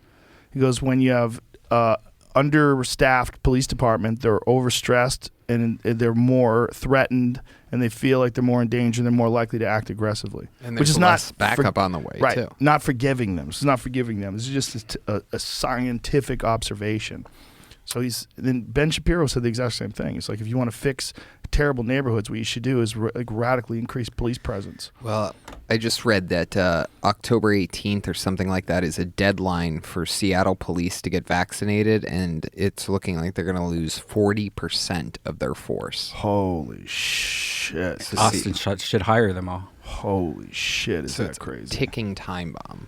That is so There it is. crazy. Seattle could fire 40% of police force over COVID-19 vaccine mandate. That's ridiculous. It's less than 10 days away. It really is almost like we are being attacked with like some sneaky way of justifying something that completely ruins airline travel, hospital staff, police staff. I know there's a thing going on with firemen as well. I know a friend of the family who is a fireman who's dealing with an issue like that in California.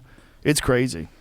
The heroes, supposedly, right? Well, not only that, a lot of those folks have survived COVID. They got the natural antibodies, which are, again, 6 to 13 times stronger than what you get from the vaccine. And this is not disputable. It's not like, this is not tinfoil hat conspiracy. This is hard science. They know that it's very robust and that it may last much longer. They don't know how long it lasts because it's only been around for a year and a half, right? But they do know that it lasts and that it's superior. And they're pretending it doesn't exist. They're pretending. It's like this is madness. Like they're just mandating that people do this one thing, one size fits all. And it's the only time ever we can imagine that that's happened. Like they would not do that if it was chicken pox. If you've already got chicken pox, you don't need a vaccine. If you've already had whatever disease, as long as your body develops natural antibodies for it, it's always been understood that you don't need to get vaccinated for that. Now they're pretending it doesn't. And I don't want to even speculate why, but it's not rational, and it's one of those because I said things.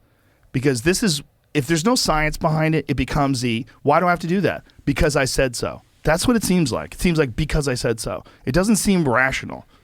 If this is like this clear line in the sand, a lot of those nurses got COVID, and they risked their life in the early days of the pandemic. They're working with shitty equipment, shitty PPE or PPP? PPE, right? Which one's PPP is the loan? Yeah. Wait. Yeah. Protection equipment. Yeah. Shitty masks. Some of them didn't have any masks. Like our nurse that works with us, she told us in the beginning they told them not to wear masks because he didn't want to alarm people.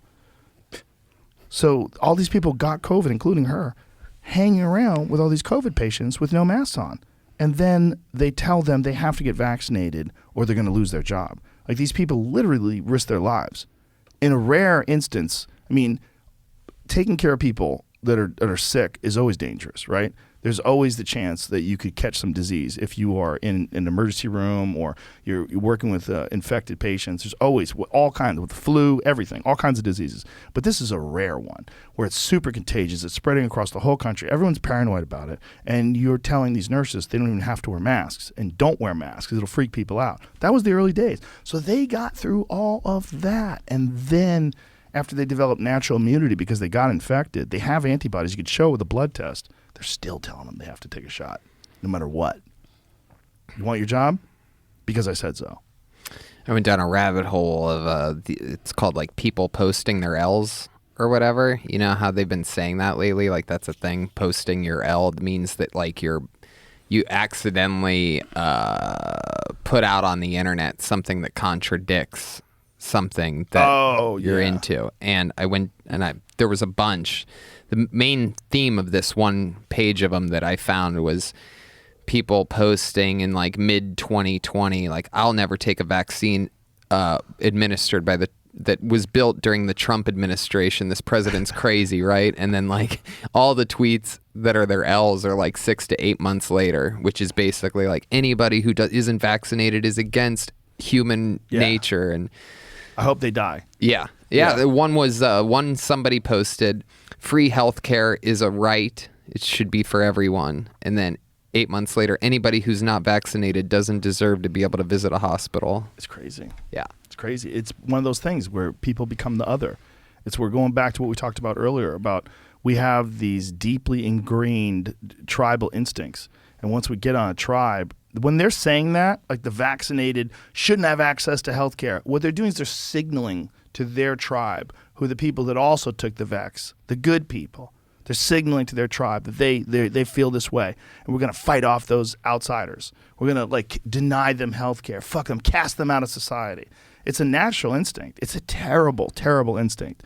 And it's literally how people have survived when they lived in tribes and they had to treat these people that were in these other tribes as a danger to their livelihood and to their family and to their safety. That's how we thought about other people. So we have this ingrained tribal instinct, and people are applying it to vaccines. So they're putting their faith in pharmaceutical companies. If you want to talk about the most criticized and most disparaged aspect of our society when it comes to like the dangers that it poses to people's health, a big one was pharmaceutical companies, because they're the ones who are responsible for the opiate crisis. Yeah. They're the ones who are responsible for these drugs that have horrific side effects and they hide the data. Forever we've been suspicious of those people. Forever people have pointed to them as being one of the real problems with capitalism that mix with medicine. When you mix the desire to earn unstoppable and constantly ever growing amounts of money every year, like a universal growth corporation with medicine, this is what you get. You get cutting corners or fudging data or letting things slide through. And now all of a sudden people are like, oh, they're the best. Yeah, They're the best. So weird. They're looking out for us. The two biggest payouts ever, right? Yeah. Pfizer and Johnson & Johnson. Johnson & Johnson put cancerous stuff in baby powder. I don't think that's true. I Oh. think baby powder inadvertently caused cancer. I don't know what that... I don't think there was stuff in the baby powder. I just think it was the baby powder itself. I might be wrong. It wasn't contaminated, I thought right? it was talc, right? Didn't they find out talc causes cancer? But that's what baby powder is. Baby powder is talcum powder. I don't know. There'd be That's a lot of literally- but that's cokeheads with literally- nose cancer. Oh, they knew for decades that asbestos. Oh my God. What? Yeah. Okay, so it's not just the baby powder. They paid out $2 billion. Thousands of lawsuits alleging that its talc caused cancer. Johnson & Johnson insists on the safety and purity of its iconic product, but internal documents examined by Reuters show the company's powder was sometimes tainted. Okay, so it was tainted with carcinogenic asbestos, and that Johnson & Johnson kept that information from regulators and the public. Oh my God, it's a horrible article. Look how it starts. Darlene Coker knew she was dying. She just wanted to know why. She knew she had cancer. How do you say that? Mesothelioma. Mesothelioma arose in the delicate membrane surrounding her lungs and other organs. She knew it was rare as it was deadly, a signature of exposure to asbestos, and she knew it afflicted mostly men who inhaled asbestos dust in mines and industries such as shipbuilding that used the carcinogen before its risks were understood. Wow. Is it safe now? I don't know, dude. What do you use now? I just bought a bunch of it. Yeah, like I did. I use it for pool. yeah. I use it to keep when I'm playing pool. You put it in between your fingers, and you slide the shaft through it easier. Fuck. I wonder if Gold Bond has the same stuff. I wonder how much you have to use it before you get cancer. Right? Right. It's like they say that Tammy Faye Baker got brain cancer from Diet Coke. Yeah, I've heard that before. Yeah, but I don't know where I heard it. It might be bullshit. That might I'm be repeating bullshit. it to millions Right. of people. Because there was a thing that had to do with Donald How do you say his? Rumsfeld. Donald Rumsfeld, that creepy dude who used to work for the Bush administration. Mm-hmm. That guy was a part of the pushing of aspartame through, even though there was some speculation that it could cause cancer. But then I've read that from nutritionists, like the amount of aspartame you would have to eat, the amount of Diet Coke you'd have to drink to actually get cancer is pretty substantial. But then again, that's like in comparison to rats. Like they gave rats a lot. Maybe people are more sensitive. Don't drink Diet Coke. Drink Zevia. Coke Zero. This article about Tammy Faye Liquid Baker Zero. and Diet Coke. So don't even get started on her Diet Coke, which she consumes in such volume that she now considers it a regenerative substance. They say the body is made up, this is in quotes, they say the body is made up of a certain amount of water, while mine is made out of Diet Coke. I am probably pickled in it and will live forever. Huh. Well, Oh. that didn't age well. But it's like every now and then a Diet Coke is goddamn delicious. I'd like one right now with a cigar. Diet Coke with a cigar. Diet Coke sounds good right now. Diet Coke is delicious. I like it. I like it better than regular Coke. When I drink regular Coke, I feel like I'm a naughty boy. I can crack open a regular Coke. I can't believe I'm Do you doing like Coke this. Zero? It's okay. I like it too. They changed the formula last month, and It doesn't bother me. Like I don't like it better or worse than Diet Coke, but there's a thing that regular Coke does to your body. You feel that sugar rush. We're like, ooh, shouldn't have done that. I love it. that's all Tony drinks. Love it. Seeing Tony's family, they all came to watch the fight. We watched the Fury Wilder fight, and Tony's dad and his family came. They're all sitting there smoking. They're all like fucking old school Ohio. My father and his girlfriend at 2 separate times within the first minute didn't notice that the other one said it. But I had a cigarette and they both go separately. They go, oh, we can smoke in here? I can smoke? Yeah. And they already had the pack out. And They had their pack in there. We can smoke. They're like, we can smoke. Yeah. Like, we can smoke indoors. Yeah. They were so excited to be able to smoke indoors because we were in this like Right. big green room and we had the fight on a big ass TV. They set it up. Did you see the fight? No. Oh my God, dude! It's one of the greatest heavyweight fights of all time. One of the greatest boxing matches of all time. Yeah. Have you seen it yet, Jamie? We can't hear you. Yes, I watched it live. Yeah. Yeah. Did you shit your pants? No, I was tired, long day, so I was just sort of watching it. Did you scream out at all? No, You don't scream out at things still, do you? I will on occasion, but I have to be real riled up. Buckeyes stuff, right?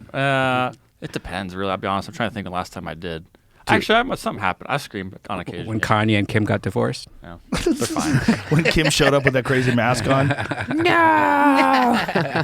Dude, that fight had us screaming. We were screaming. Oh, We had an goodness. awesome watching party. Yeah. Because it was Phil, it was Laura Bites, and Yep. it was Tony and I. And Jimmy then Vitullo and, Yeah. And then Joe Marsco. all these friends of Tony's Yeah. and Tony's family, and it was fucking amazing. It was there's something about watching fights with a bunch of people. It's very festive, when everyone's screaming and cheering on. It's like it's more exciting. It's like you got a small crowd. It's almost like you're watching it live. I mean, you are watching it live, but you're almost like watching it in a small crowd. Yeah. And it was cool because, like, we go to a lot of cities on a lot of different nights. There's never a boxing match like that. Like, we don't ever really do a viewing party like that, but it was so fitting that we were an hour away from Youngstown, which is like a real boxing city. Yeah. Boom Boom and Kelly Pavlik and Yeah. all those greats that came out of there. Well, it's just be able to watch that fight live Yeah. and to catch it live because it was so good. It was so crazy. It was so action-filled. I mean, it was fucking amazing. From Tyson Fury knocking Wilder down early to Wilder looking like he was done. What his right hand? Boom! Oh, yeah. He had Tyson Fury on Queer Street. Look at how that punch. Street. Look at how that's what they call it. Because you don't know what's going on. It's odd. It's a word for odd. It's an old saying. It's nothing to do with gay folks. Look at this. Boom. Look at this punch. Look at the fat. Watch this fat ripple. Oh, wow. Look at that ripple. That's crazy. All the It way goes down. all the way down. Bro, that's how hard Deontay Wilder punches. Let me see that again. Because there's maybe one or two other humans that have ever lived that can punch as hard as this guy. He's without a doubt one of the hardest punches of all time. So he smashes Tyson Fury while he's getting his ass kicked. Smashes him with his right hand in the fourth round. Look at that fat roll down. crazy. Look at that fat. Look at it roll down. I mean, that's the shock waves that ripple through his head. Most human beings right there are going out. Most human beings. Shitting themselves. And then he hits him again and clubs him to the ground there. He hit him behind the ear. He's a murderous puncher. But the level of skill was so evident. The difference is Tyson Fury is a masterful boxer. I mean, he's masterful. The shit that he did was amazing. And his strategy was amazing. Just stay glued to Deontay, wear on him, hang on him, make him work, and just drag him deeper and deeper and deeper into these fucking horrible waters filled with crocodiles. Yeah. And that's what he did. And almost got knocked out doing it. Yeah. That's how dangerous Wilder is. Wilder is like the opposite of Usyk. Like Usyk is like this insane boxer who's like this insane footwork and motion. And Wilder kind of looks awkward at times, but if he hits you once, you're fucked. Yep. Even if you're one of the greatest boxers of all time, like Tyson Fury. If you're he's without a doubt one of the greatest heavyweight boxers ever. 6'9", 277 pounds, and lightning fast. For a guy that big, he moves so well. His jab's incredible. I mean, isn't it crazy destiny? What are the odds that guy who could be Paul Jenkins or Mike Smith just as easily, his name is Tyson Fury. A heavyweight god is named Tyson Fury. What are the odds of that? It's amazing. Like Mike Tyson, one of the GOATs, Fury, 6'9". Yeah. Crazy. Greatest name of all time. Yeah. That's like a great comedian. Literally, his parents named him like Funny Pants Smith or something. Joe King. Yeah. Hey, we know a Joe King. Well, his whole family was into fighting. Like he was learning how to box from the time he was a small boy. Like he's always known how to box. Deontay Wilder didn't even take up boxing until he was 19. And Deontay Wilder won a bronze medal in the Olympic Games a year and a half after boxing. Wow. He's a special talent. Just insane power. But the difference in the level of understanding of where to be and where not to be, how to move, how how to feint and how to draw reactions and set traps. The difference is out of this world. But Deontay hit so hard, it almost didn't matter. It almost didn't matter. That Tyson Fury was so much more skillful and so much slicker with so much more experience. Tyson Fury hit so fucking hard that it almost didn't matter. My dad's girlfriend had her head in her hands after that round where Fury got knocked down twice. It was crazy. Because she just like she felt bad for this guy that was getting beat up on. And I touched her shoulder and I go, that guy's going to come back and win this fight. And she goes, really?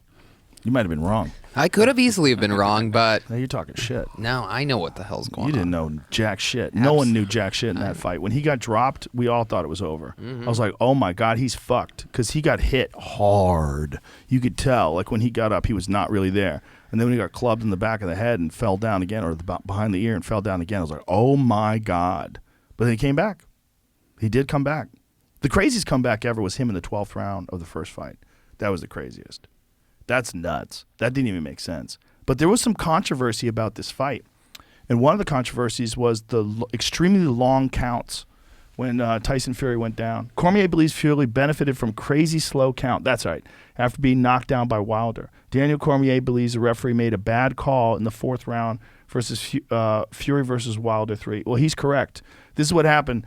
The count is supposed to, the referee is supposed to go 1, 2 when the guy goes down. But if for any reason he has to interrupt the count because the fighter, the opponent needs to be told to go to the neutral corner, you're supposed to pick up the count where the ringside counter has it. So there's a guy who's counting ringside and he'll keep the count going. So if you're at 1, 2, and then you're like, go to a neutral corner, that guy's supposed to be like 3, 4, 5. As it should. But he didn't. Oh. He went back to it. 3, 4, but the guy had already been down for a couple seconds. Without a doubt, it was a long count. That's bullshit. It's That's the bullshit. problem with boxing, though. That's what people have a problem with. That's like considered kind of like bullshit. It's like, one of two things. It's either a mistake and the guy made an error, or maybe there's a. I don't think there's a different law in Vegas. I don't think there's a rule that allows them to do that. I think it's an error, or corruption. Right. Most likely an error. Most likely the guy's panicking. He's in this huge fight. I don't know how many big high-profile fights. I'm not that well-schooled on boxing referees. I know a few of them. I used to know more of them back in the day, but I know a few of them. I don't know if I've seen that guy work before. So I don't know if he's panicking. But boxing's got a lot of... There should be somebody overseeing him, though, that goes, hey, you can't do that. Exactly. There should be a thing that's like loud as a guy goes down. Here's my take on it. It shouldn't be up to the referee to count. It shouldn't be, he can go 1, 2, 3, or he can go 1, 2. It shouldn't be that. There should be a count. Right. It should be 10 seconds, and there should be like a LCD screen. Yeah. And when a guy goes down, it starts at 10. And when when it gets to, or it starts at 1 or 0 or whatever. I feel like Japanese or Chinese, they do that, right? Something like that. I feel like I've seen that before. In what? In boxing? I feel like it's a different thing. It's like a loud over the 1, but it's like Chinese words or whatever. Well, I know they've done that on some boxing telecasts where you hear the ringside count. I know that for a fact. And I know guys have picked it up at picked it up at 5, 6. But in this case, there was without a doubt like a gap where he was directing some stuff inside the ring, and then he came back and picked up the count. So it was definitely long. The question is, could Fury have gotten up? Maybe, but could he have gotten up 2 seconds earlier, 3 seconds earlier, whatever the extra count was, and could Wilder have jumped on him and hurt him again? Yeah, that's possible too. You don't know. I mean, when a guy gets that hurt, if you give him any extra time, is a bonus. Any 3 seconds, 4 seconds, that makes a big difference. That's between the world spinning and all of a sudden the world's not spinning anymore. Well, I noticed that ref kept doing that. Put your gloves up. Now walk towards me with your gloves up. And then he would wipe the gloves. Like he did it each free. At least he kept it sort of consistent, but that's standard. Yeah. That's standard. Because you got to find out if a guy goes down and then you go, put your gloves up, walk towards me, and he walks towards you and he's like starts stumbling, stop the fight. Right. Because you don't know. It's just guesswork. And it's all subjective, right? One referee will stop a fight when a guy is getting fucked up, and another referee will let it go. there's a lot of referees who would have stopped this fight earlier. There's quite a few referees where when Tyson Fury was battering Deontay Wilder, they would have stopped the fight, you know? And this was Wilder's argument about the first fight or the second fight when he did get stopped. He felt like he could have kept going. Judging by this fight, he probably is correct. He probably could have kept going, but he might have gotten knocked out there. But he could have kept going. Like in this fight, it looked like in that one round, I think it was the second, where Tyson Fury dropped Deontay Wilder and he barely survived and he made it to the end bell. What if that was the beginning of the round? You know, what if you know, who knows? It's you never know. So could he have gone on from the second fight when they stopped the fight? Probably. You know, maybe it was like for his health that his corner threw the towel in and stopped the fight. Maybe they know him and they know how tough he is.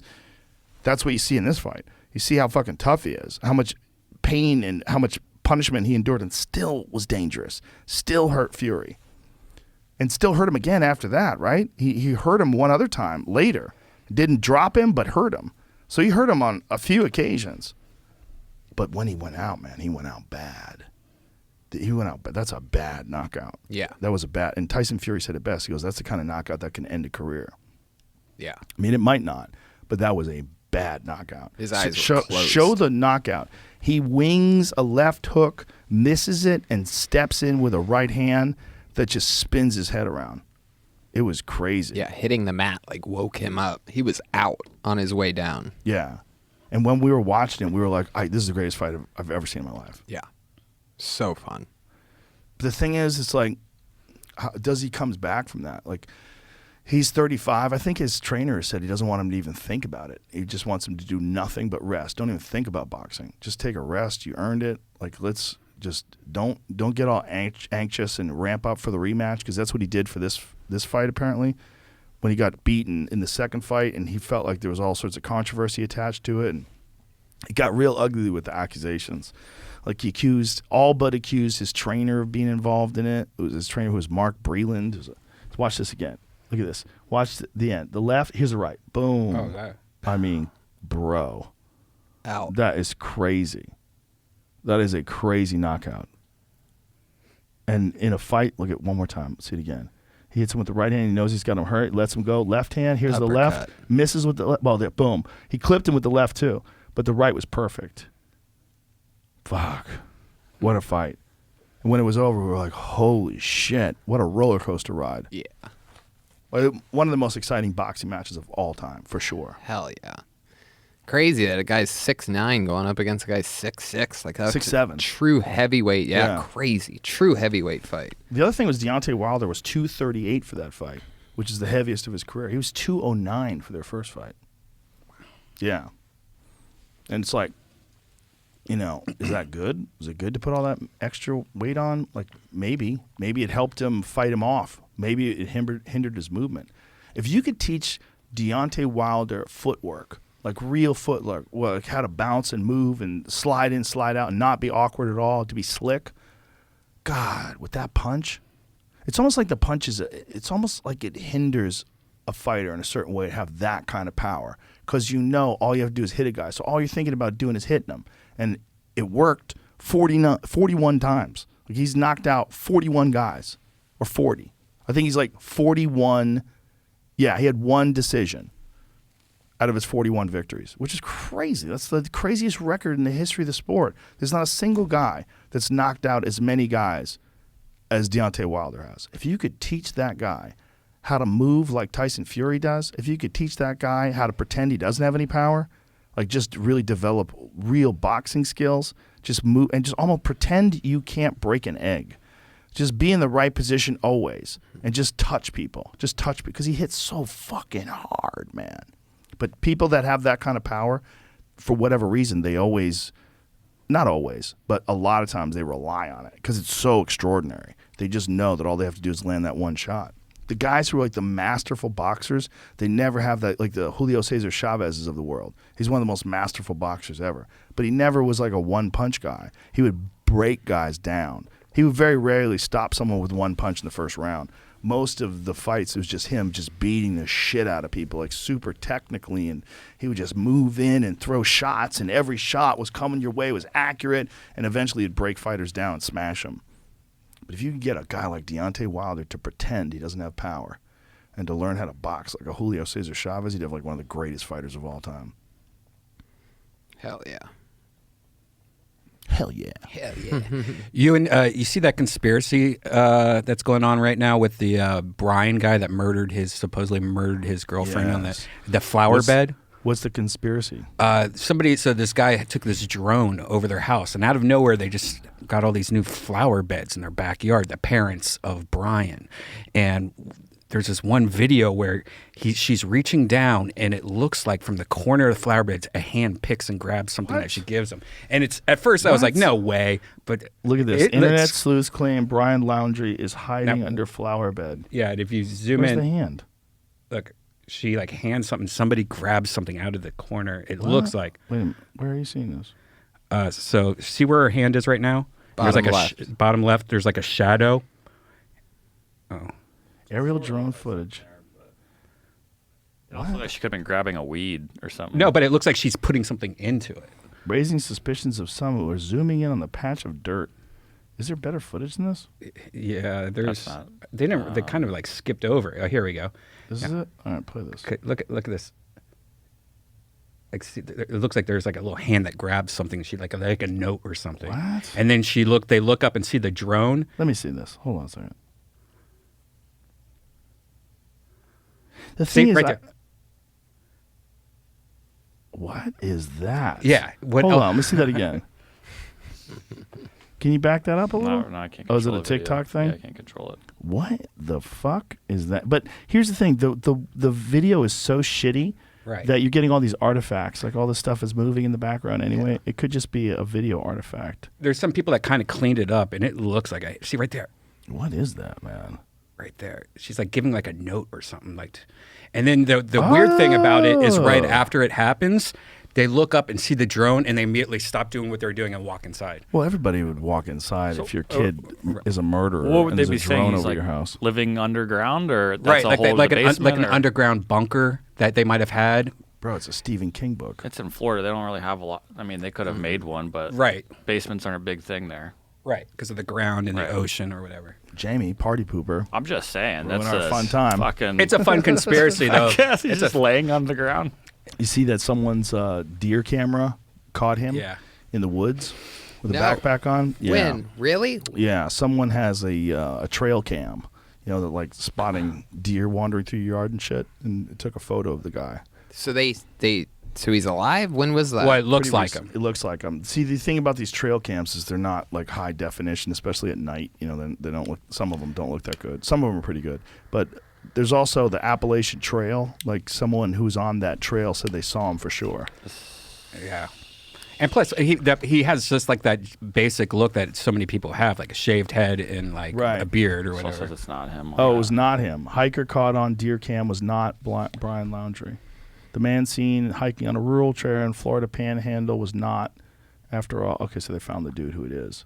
I'm really rooting for Dog the Bounty Hunter on this one. It would be wild if you break? caught him, Yeah. dude. He took It'd a be break, wild. I guess.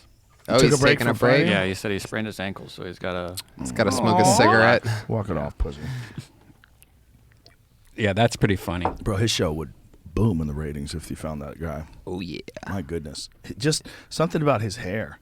It's like I want him to win. Yeah. Just Yeah. you're committing to this look after all these years. 100%. Suntan, Yeah. I mean, weather beaten. How's he Looks like alive, right? a Like, baseball glove with a mullet. look at him. Dog tired. Look at him. Look at his face. Oh, my Classic. goodness. I need to get him in here. I Yeah. have to get Oh, him in yeah. here, right? While he's alive. Oh, hell yeah, dude. Look at him. Thanks for having me, Look at that. I got to get that guy in here. Look, he's like Tex Cobb in that movie, Coen Brothers movie, Nicolas Cage, Raising Arizona. Oh, yeah. He's Tex Cobb in Raising Arizona. Yeah. Look at him. Look at his forehead. Look He's at this. so tan. Like, you talk about a guy who doesn't give a fuck about skin cancer. Right? Look at him. Look how old he is. Blonde hair. I don't know what color his hair is for real. Wow. Probably not blonde. It's like Bert Kreischer after a night of drinking. That's Bert Kreischer in 6 months. Every morning. Every morning. Yeah. Yeah. If he doesn't get off tour soon, that's Bert Kreischer. Uh-huh. I mean, how's that guy not? How's he not like melanoma flooded? Yeah. Look at him. And perfect teeth. Those aren't real. Yeah, I know.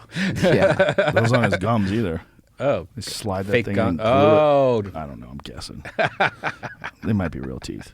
It might be like Conor McGregor. Conor got his teeth done. Really? They're beautiful. Oh, Yeah. wow. Well, you know, you figure you're a fighter, you get a lot of them knocked loose. So he probably got some fake ones. He's got beautiful teeth. You ever thought about doing that?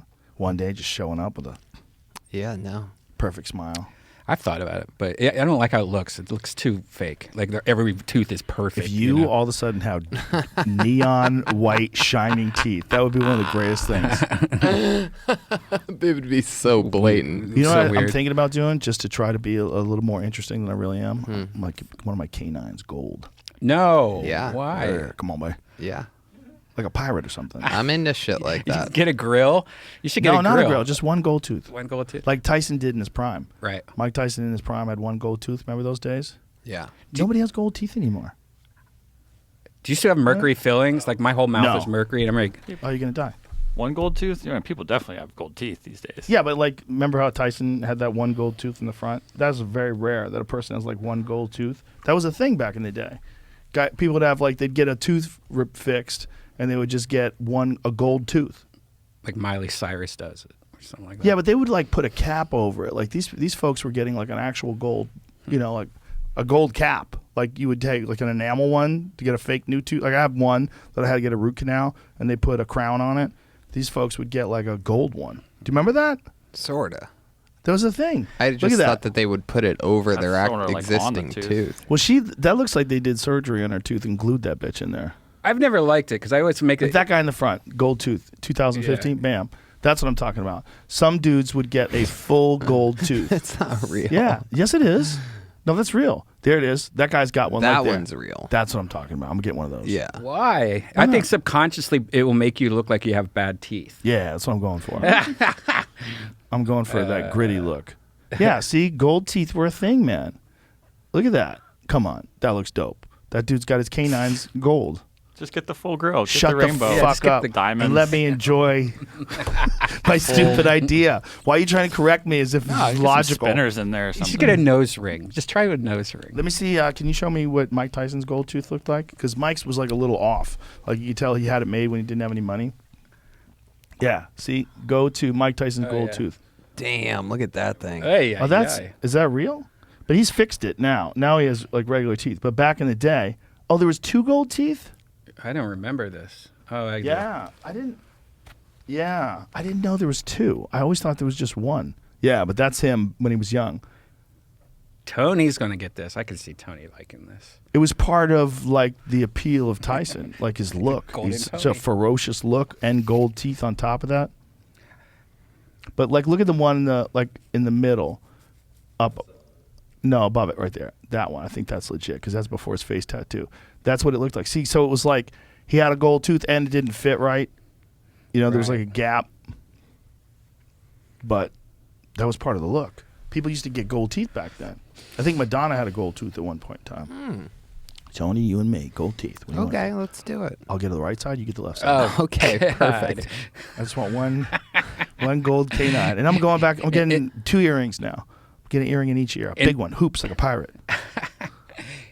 And if you put the 2 teeth together, they look like a butterfly. So every time you guys kiss, Tony, you don't have any tattoos, huh? Mm-mm. Thinking about getting one? Yeah, I've come close a couple times Yes, lately. Madonna had a full grill at one Wow. point in time. Ooh, I don't think that's a good choice. She looks like a monster. ew. See, like, that's what I'm Whoa. talking about. Okay, that's a mistake. Damn. That's a mistake. But Miley's got a gold tooth. Go up to Miley. Up.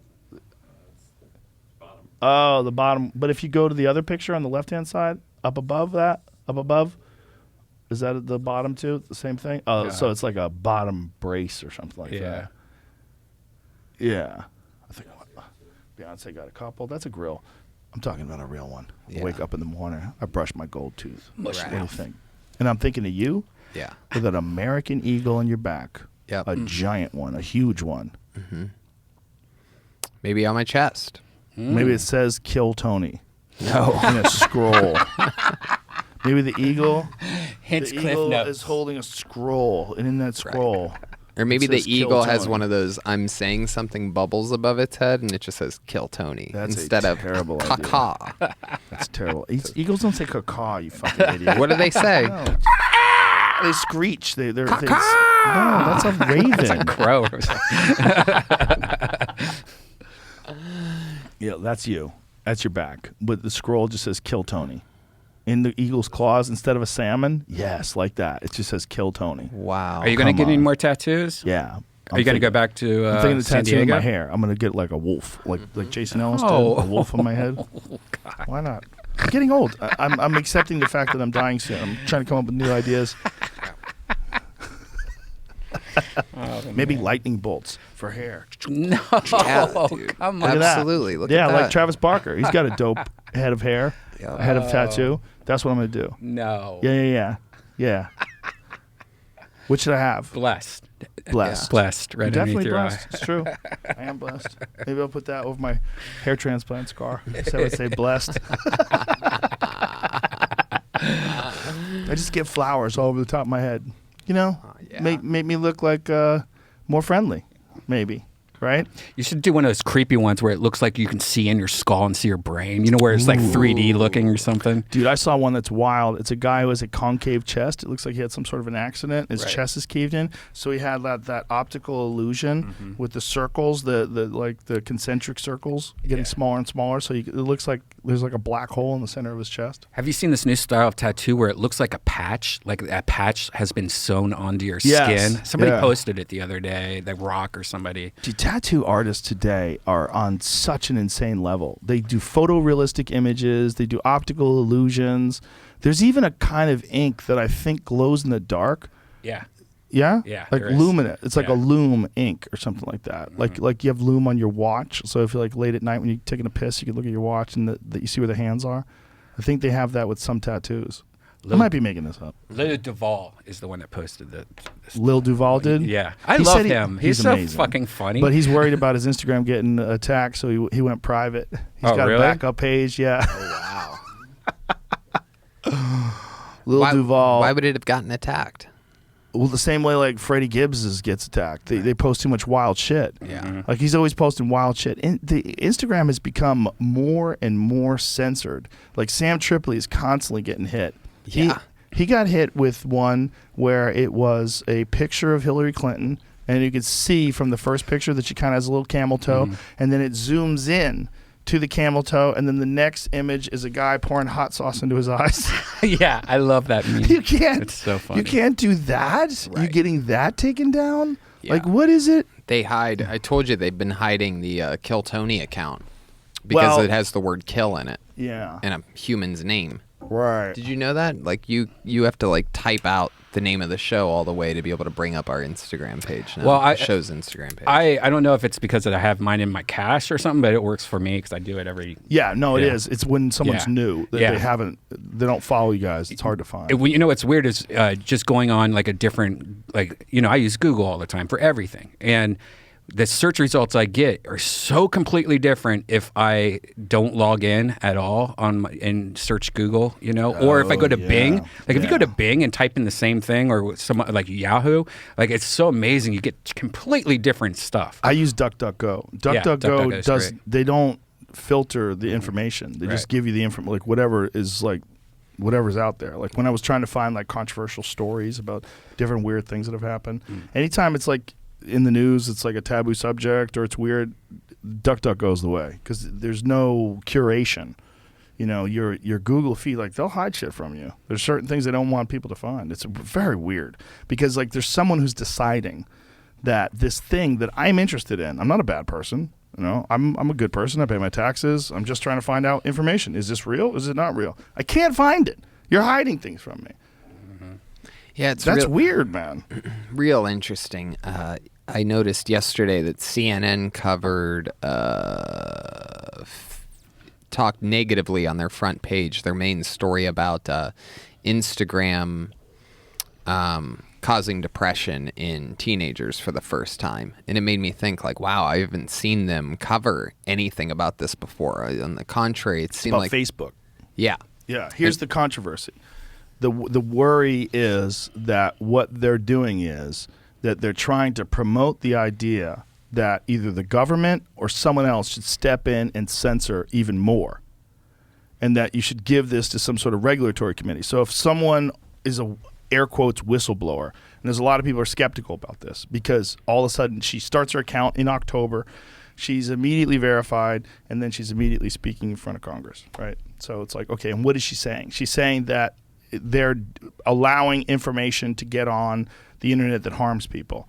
And one of the things she's talking about, like if you're an anorexic, they will send anorexia content your way. But that's if you're a fucking hot rod enthusiast. They'll send hot rods your way.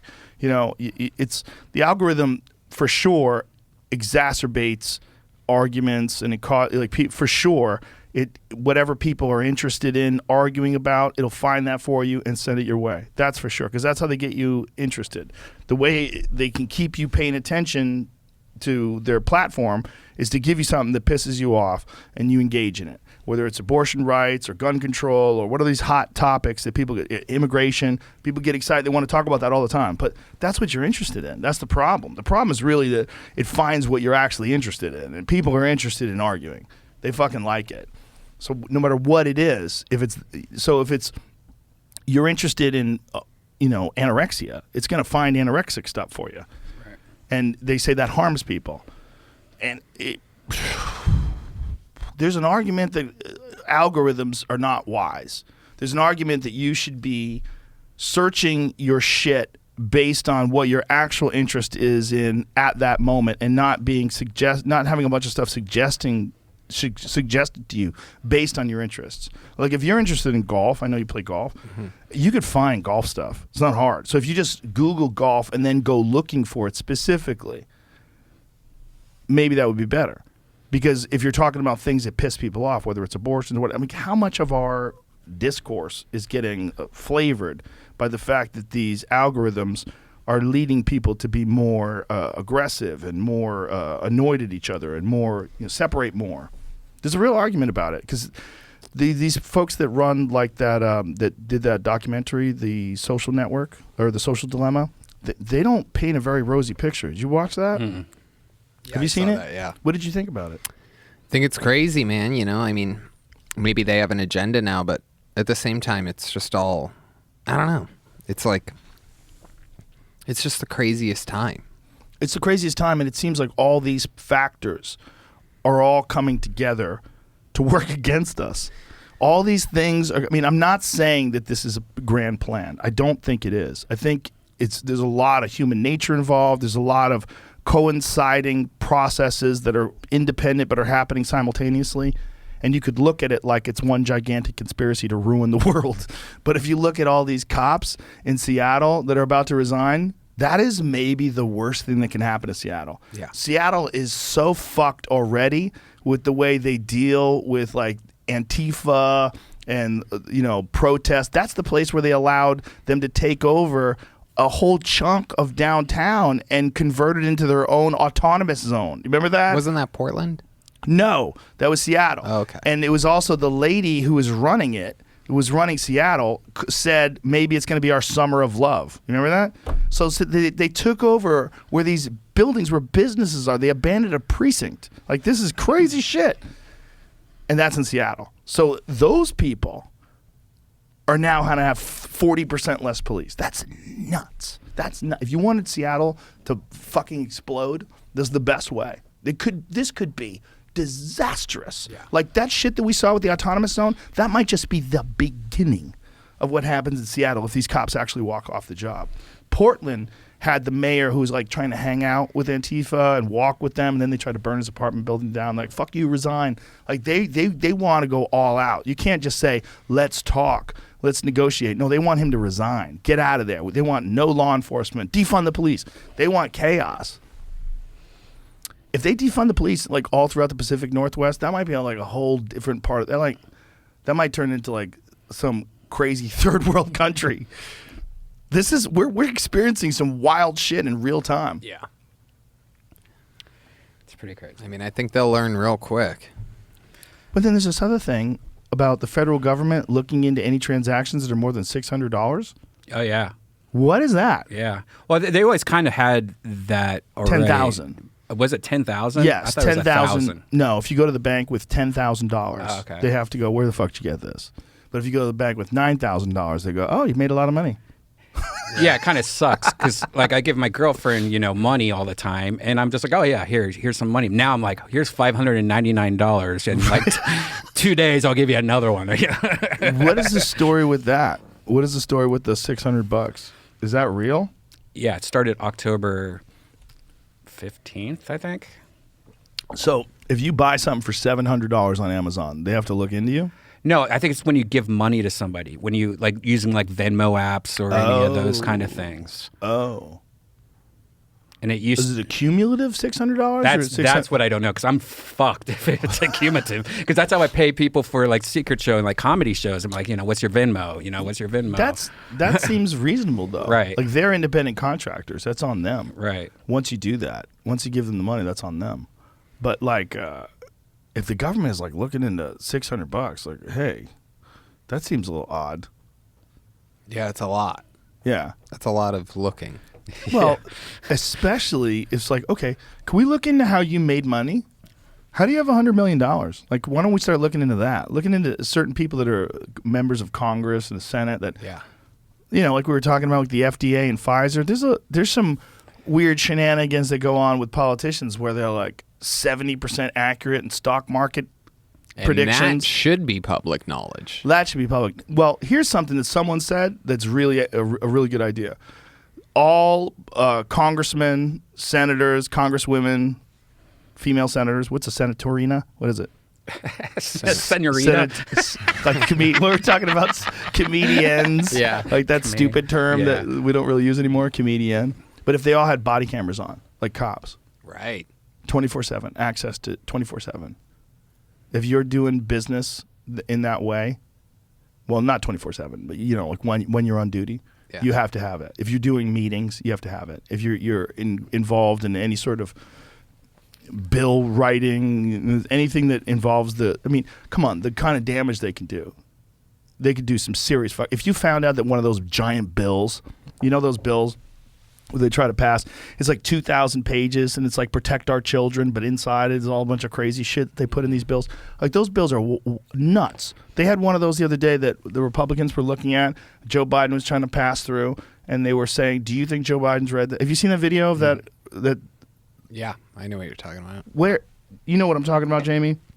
Did you see it online? There's a Republican politician and he holds up this bill.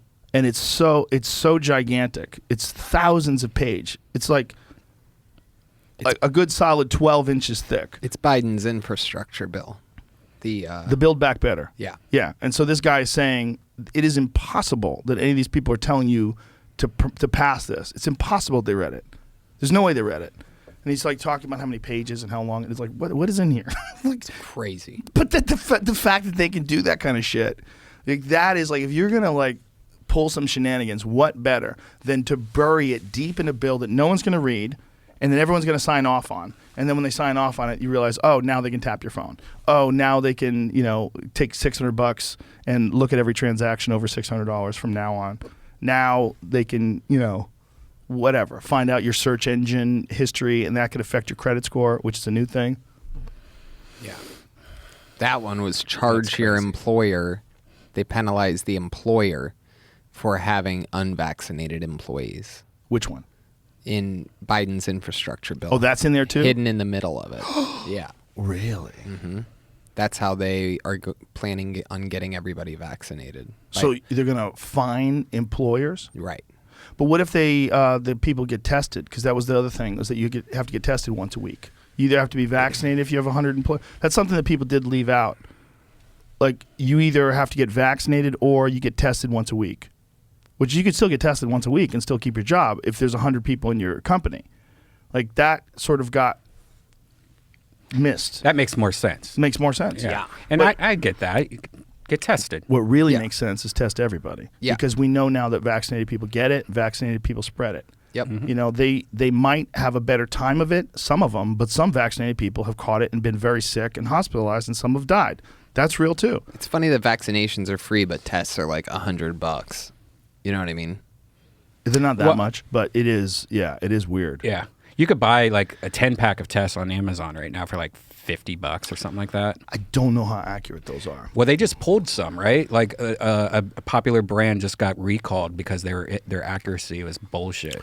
That's the PCR test. Okay. There's a PCR test that's going to be inactive. I don't know which specific one. In December, they're going to stop using it because of its inaccuracy in determining whether or not someone has COVID or the flu or a bunch of other things. Like they went over the statistics about at 40 cycles how accurate it is. And apparently it's not accurate at all when you go very high. At very high cycles, they think there's some extraordinary rate of false positives when they're at like 40 cycles. So then they drop the cycles down to, I think, 35. I think below, it's like between 30 and 35. And they're more accurate when you're at that level. You can find out whether or not someone's sick. But they didn't do anything about all those positives that they got when it was jacked up to 40. So they don't know how many of those people actually had COVID. But they think it's an extraordinarily high number of false positives. I think it's like somewhere in the neighborhood of like high 80%. Which is crazy. Yeah. But I'm sure a lot of those people that got tested had symptoms, and that's why they got tested. So they probably did have. Not necessarily. Yeah. My friend got tested because she had to go to a wedding. Oh, okay. And she found out she had it, and then she took 3 positive COVID tests. Wow. And she had 0 symptoms. She never had any symptoms. She's one of those rare people that for whatever reason never felt anything. She didn't have a cough, didn't have fever, didn't have a headache, didn't have trouble sleeping. Just couldn't believe she was positive. She just kept testing positive. But again, I don't know like how much she had in her system. She might have had like just a tiny amount, and it never really got sick. But she did test positive 3 times on 3 PCR tests. But those ones that they have at Walmart, you know, those one, not Walmart, but you know, any like drugstore, the over-the-counter ones. Right. I tested negative with one of those on Thursday.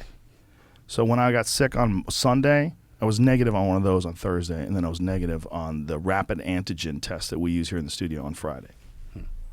So I don't think it was accurate because in the rapid antigen one that I tested on Thursday, I was positive. So I was negative in the over-the-counter one and then positive in that one. I was like, huh. And the nurse was like, you're probably really close to being negative. And so then I tested the next day and I was negative. So I don't think they're as good. They need a saliva one. They were talking about having one of those a long time ago. Dana White was telling me they're real close to one that you lick it and like within like a minute they find out if you're positive. Yeah, that'd be great. That would be the thing. Yeah. And use it for everybody, man. Yeah. Because since we know that vaccinated people can still get it, for their own health, we should have a test for them. You shouldn't just let them into everywhere. It would be nice if everybody's going to get tested, just everybody test. And then we find out what's going on. And if they are vaccinated and they have it, they can take it easy. And maybe it'll keep them from getting sicker. Or maybe they can get treatment right away.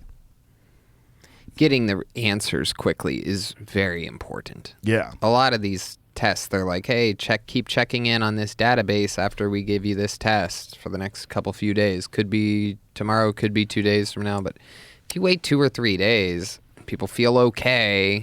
They take chances, you know what I mean? They'll go out to eat or they'll hang out with their friends or go to work or whatever, especially go to work. If they have to. Yeah. They can't say, hey, I can't come in today. I might have COVID, but I don't know yet. Right. A lot of jobs are like, fuck you, come in. Yeah. You know, stop being a pussy. They don't believe you. Right. Apparently they do have the spit test. Oh, they do. Yeah, I just typed it in, and there's a lot of reports, which I can't get to it past the paywall, but there's one from Minnesota, free COVID test gets DoorDash to your home. It even adds in that kids like to challenge themselves by doing a 1-spit. I was reading, that's interesting. Yeah. When did this come out? Within the last couple of days I've been seeing it. Aha. How good is it? Yeah, that's what I need to know. I don't know, Arizona State administered a free Minnesota testing program, DoorDash's COVID spit test. That's what I'm talking about. Mm-hmm. DoorDash it. Bang, spit, positive, negative, you know right away. DoorDash have stock? That's a good move, right? That's a good move. That's what they need to do. You know, have some like real definitive way of telling quickly. Or like something that attaches to your cell phone that you lick and it, or you know, something blow into it. Yeah, or blow into it. Yeah, like a little attachment to the bottom. Right. Yeah. They're going to figure out things that are going to be more accurate for testing because I think what's going to happen is most likely they're going to have to do something along those lines. If we find out, unless they're going to tell people unless there's going to be some new medication that comes along. If the waning efficacy of these vaccines proves to be the case across the board, a year from now, how good are they going to be? They're going to have to come up with some sort of testing, or they're going to have to get people to keep having injections. And the FDA said no boosters. They pulled their approval for the booster shots. They did? Yeah. When did they do this? 2 people resigned. Oh. Yeah, 2 top people resigned because they felt like they were being pressured to. I don't know what. I don't want to put words in their mouth, but they resigned over the boosters, and then they pulled their acceptance of the boosters. What was it, like 16-2? 16-2 was the vote, which is pretty overwhelming. Yeah. But it's because of Israel. Israel's booster thing it's not. It doesn't seem to be working that well. Like there's a lot of vaccinated people in Israel that are getting COVID. God, I'm tired of talking about this. No doubt. Right? Yeah, No it's doubt. wild. Hopefully it's over soon. Do you think so? I think so. I mean, I don't know. I'm one of these. I like to be optimistic. It's failed me for the last 2 years with this subject, but I see these things. They go up, they come down. The variants. It seems to be. There's a lot of really interesting stuff happening. It seems that there's no rhyme or reason. Florida's cases are down like 89% the last 3 weeks with no new mandates, no mask mandates, no explanation for That's how. what's fascinating. Yeah. In Australia, it goes through the roof with all the worst mandates ever. Exactly. Their case loads are through the roof. Yeah. It's nuts. It's like the mass experiment on how to handle this. Yeah. People are doing it a different way. Australia's doing it the worst. The worst. I mean, they're treating people like they're in a police state. Florida's doing it the best. Yep. Florida, like, whether you agree or disagree, like, Billy Corbin was in here and he thought it was terrible, but I'm like, I don't think you should tell people what to do. I don't think you should give the government that ability to tell people what to do. And statistically speaking, over time, it doesn't seem to be making a difference in the total numbers of people that get sick, the total numbers of death, especially apparently if you factor in age. Like when they adjust for age, because Florida's filled with a lot of fucking old people. When they talk about people dying, it's like, how long are they going to you're in your 90s? Yeah. How much time do you got left? Like a bad ham sandwich would take you out. Yeah. Right? A pretzel. And they get to live their lives, like here in Texas. It's also like the quality of life. I mean, you're trying to be safe. You're trying to not die, but you're staying inside and you're wearing masks in these places with all these mandates, and that's no kind of life at all. Well, do you know how many people who get COVID actually wind up being hospitalized? How much? It's a small percentage. Yeah. It's between 1% and 5%. It depends. It depends on where. It varies in the country depending on the amount of people that, where their body mass is, like whether they're overweight, whether they're sedentary, like what percentage of people are sedentary. But the amount of people that apparently are in the hospital because that are vaccinated is very low in comparison to unvaccinated in this country. The vaccinated are most of the people that are in the hospital for COVID are unvaccinated. But that's a small percentage of people that get COVID. That's what people miss. It's like the number of people that get COVID that wind up being hospitalized is pretty small. And the number of those people that make it to the hospital that are actually vaccinated is even smaller. That's a small slice. So it's a small number of people that are in the hospital for COVID, a small percentage. So even when they talk about the hospitals being overwhelmed, the amount of people that actually get it and wind up being hospitalized is fairly small. It's just hard because everybody's scared and no one has answers and everyone's freaking out and you can't even talk about it. If you bring it up on social media, you get banned. Yeah, it's weird. It's wild. If you post articles about things like one of those guys that was that's the host of what the fuck is that show? Trigonometry, I think it's called. There's a really good show out of the UK that is the dude's name is Constantine Kisin. I don't want to say his name wrong, but he's Trigger Pod. That's the name of the podcast. It's a really good podcast. It's on YouTube, and he posted something that was just reposting the Project Veritas insider information videos that they're doing, all these exposés. Have you seen all those? They're trying to they're pulling them down from social media sites. It's pretty wild, but they basically catfished these scientists to go on Tinder dates. I would assume like some hot girl who talks them into talking shit about the vaccine, and on camera, like, so they've got a hidden camera, and they've got Pfizer scientists saying they think they work for an evil company, Pfizer scientists saying that your natural immunity is better, you probably have more of it than you do with the vaccine, all these different things that are very controversial. And that the company runs on COVID money, and they say they have these undercover videos of these guys saying these things. And this guy got put in Twitter jail for posting that. Just posting it. Just saying, look, here is this video that I found. This is like proof that people who are scientists at Pfizer are not happy with the way things are, and they're worried about talking about it. They're constantly looking over their shoulder. And they get pulled off of Twitter for that. The kind of censorship we're experiencing today is so weird.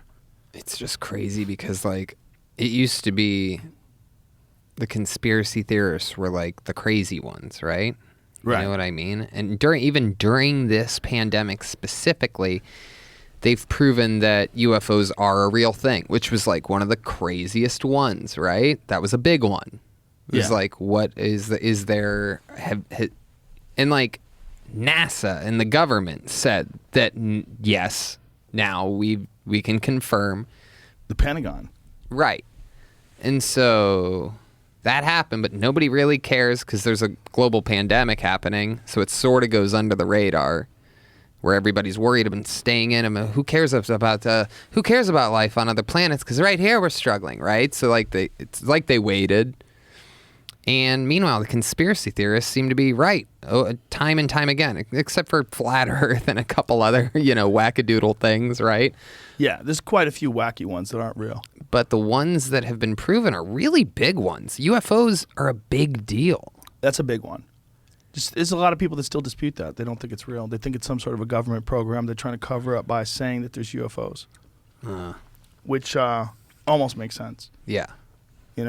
We actually went over that with Mike Baker. We were trying to figure it out because Mike Baker, used to work for the CIA. We were like, do you think that they would do that?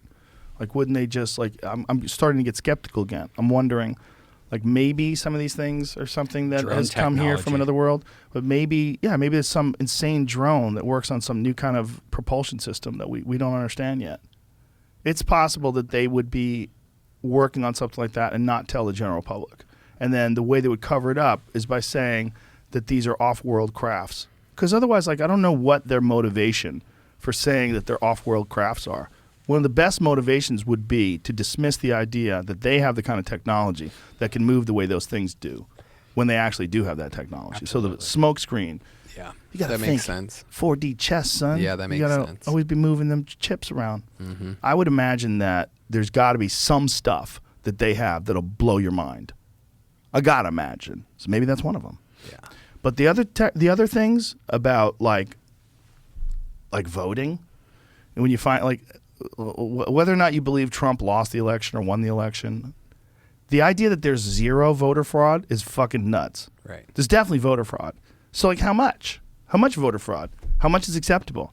One of the things they found in Arizona, they found like thousands of duplicate ballots. Thousands and thousands. Well, there's a lot of people in Arizona. But I mean, what's going on? Like, why are there so many? How many duplicate ballots did they find in Arizona? And Pretty so strong people are- electoral state too. Well, I would imagine they're stealing both ways too. I don't think it's just I don't think it's just the Republicans that would do that or just the Democrats. I think everybody who could get away with it would do that. If they think their side has to win and that the future of our nation is at stake, and they start convincing themselves that it's very important that Donald Trump be defeated, or it's very important that Joe Biden and the deep state be stopped, people will do anything. Biden's a hologram. You think? Yeah, that's what they're saying now, that Biden's a hologram, Trump's still in office or something like that. Well, that if they would have a better hologram. Yeah, and then The I think they'd have hologram. a stuttering hologram. He's not just stuttering. No, dude. He's not just stuttering. The latest one. Have you seen the latest one? The latest gaffe where he just mumbles for like 30 seconds. Nonsense. Calls the guy like the president of Pittsburgh or something. Yeah. I think it's endearing, Joe. Yeah, it's cute. If it was your grandpa, you'd feel so sad. If you took your family to go visit their grandpa and he'd be like, "Hey kids, I just want you to know, grandpa's not going to be around much longer. So, have conversations with him because you're going to remember these for the rest of your life. Like, try to sit down and talk to him. When you see he's talking good, talk to him. Tell him you love him. Just recognize you're going to miss your grandpa someday. Yeah. That's what I would say if that was like my kid. That was my dad, and I went to visit my dad, and he was like that with my children. I would be saying that to them. I know this is going to be uncomfortable. Grandpa's going to forget a lot of things, but it's not going to because he doesn't love you. His grandpa's dying. Yeah. But meanwhile, he's the president. Yeah. The nuclear codes. What were we asking you to look up? The ballot thing. Oh, how many duplicate ballots were there in Arizona? The Arizona, that claim of the 17,000 number came from, according to this article, a guy named Dr. Shiva. Oh, that guy? And then when they looked, he said that there were 17,322 duplicate images presented in a data set, not actually Wait a minute. That ballots. Dr. Shiva guy is the guy who said he invented email. Hey, man. Yeah. Right? And he's not even a doctor. What do you mean? He's probably one of those fake doctors. Like a PhD? Yeah. That's a real doctor. So it He- just more says than a this is chiropractor. misleading. Oh, it's misleading. So are there any duplicates or no? Duplicate images. Images, 17,000 duplicate image. What does that mean, though? It's not. It doesn't count as a vote. Right. So they're scanning ballots through a thing, and then they can go back through and double check them, and they did that. And Oh, how complicated. right. So how do you know if someone's not running fucking shenanigans with the numbers? Well, they have a group of people to look at it, and Yeah. he was a late addition to that team of people who were auditing it.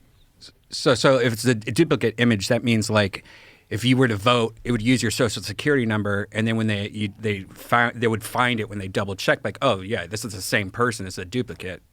Throw it out. Oh, so someone... No. There, like a household exchange, for instance, happens when people in the same household inadvertently sign an envelope meant for another person in the household, and vice versa. When this happens, the envelopes follow the same process as any other deemed questionable. Then they go through that process, and they might have to even call it, or they'll go ask the people who they voted for and look for records. Well, if it's not shenanigans, that makes sense. 17,000 morons in Arizona, I'm like, yeah. Yeah. For sure. For sure, 17,000 people that can't read. When I look at mail that comes to my house, my eyesight is so bad. Like, I have to see if it's mine or my wife's. I got to go like this.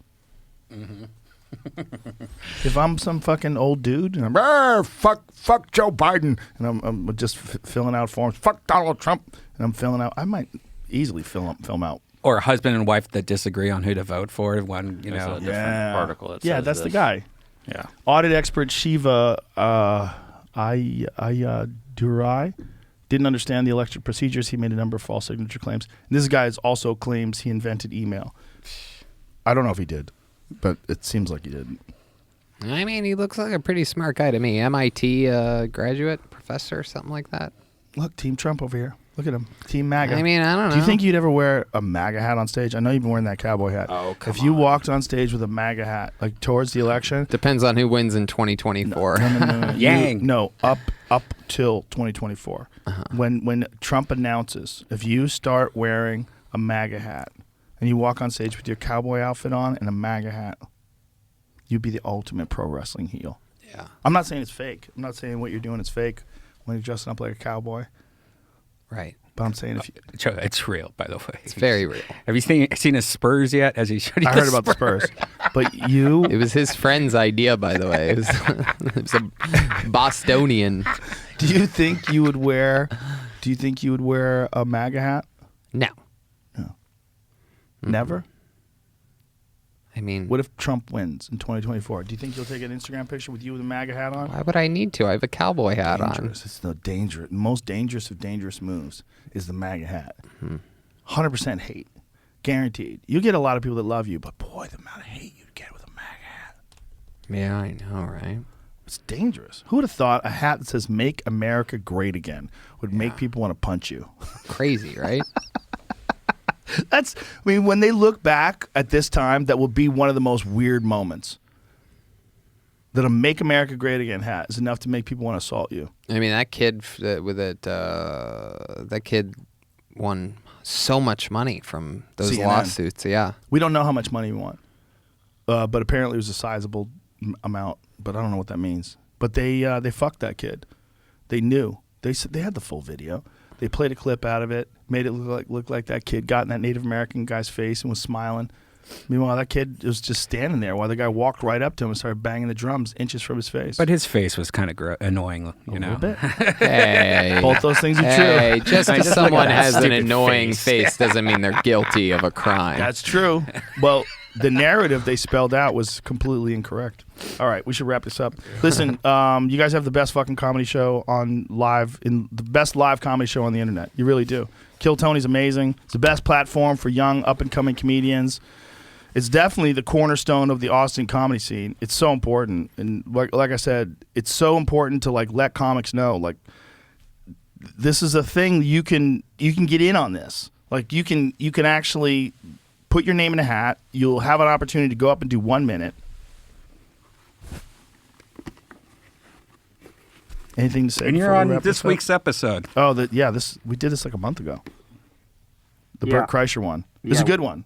Yep. We shut up guns blazing. Yep. It's unbelievable. You, Bert, and Dom Irera. Yes. We're very excited to be here in Austin, Texas. I can tell you're excited. You sound excited. Let's wrap this bitch up. Bring it home. Redban on Twitter and Instagram. Tony Hinchcliffe, Twitter, Instagram. Is there a Kill Tony account? Kill Yes. Tony Show. That's right. The one that you Kill Tony Show. The one you can't find unless you specifically type it in. Type it all the way out Type on it all the way. Instagram. Kill Tony Show on Instagram. All right. That's it. Bye, everybody.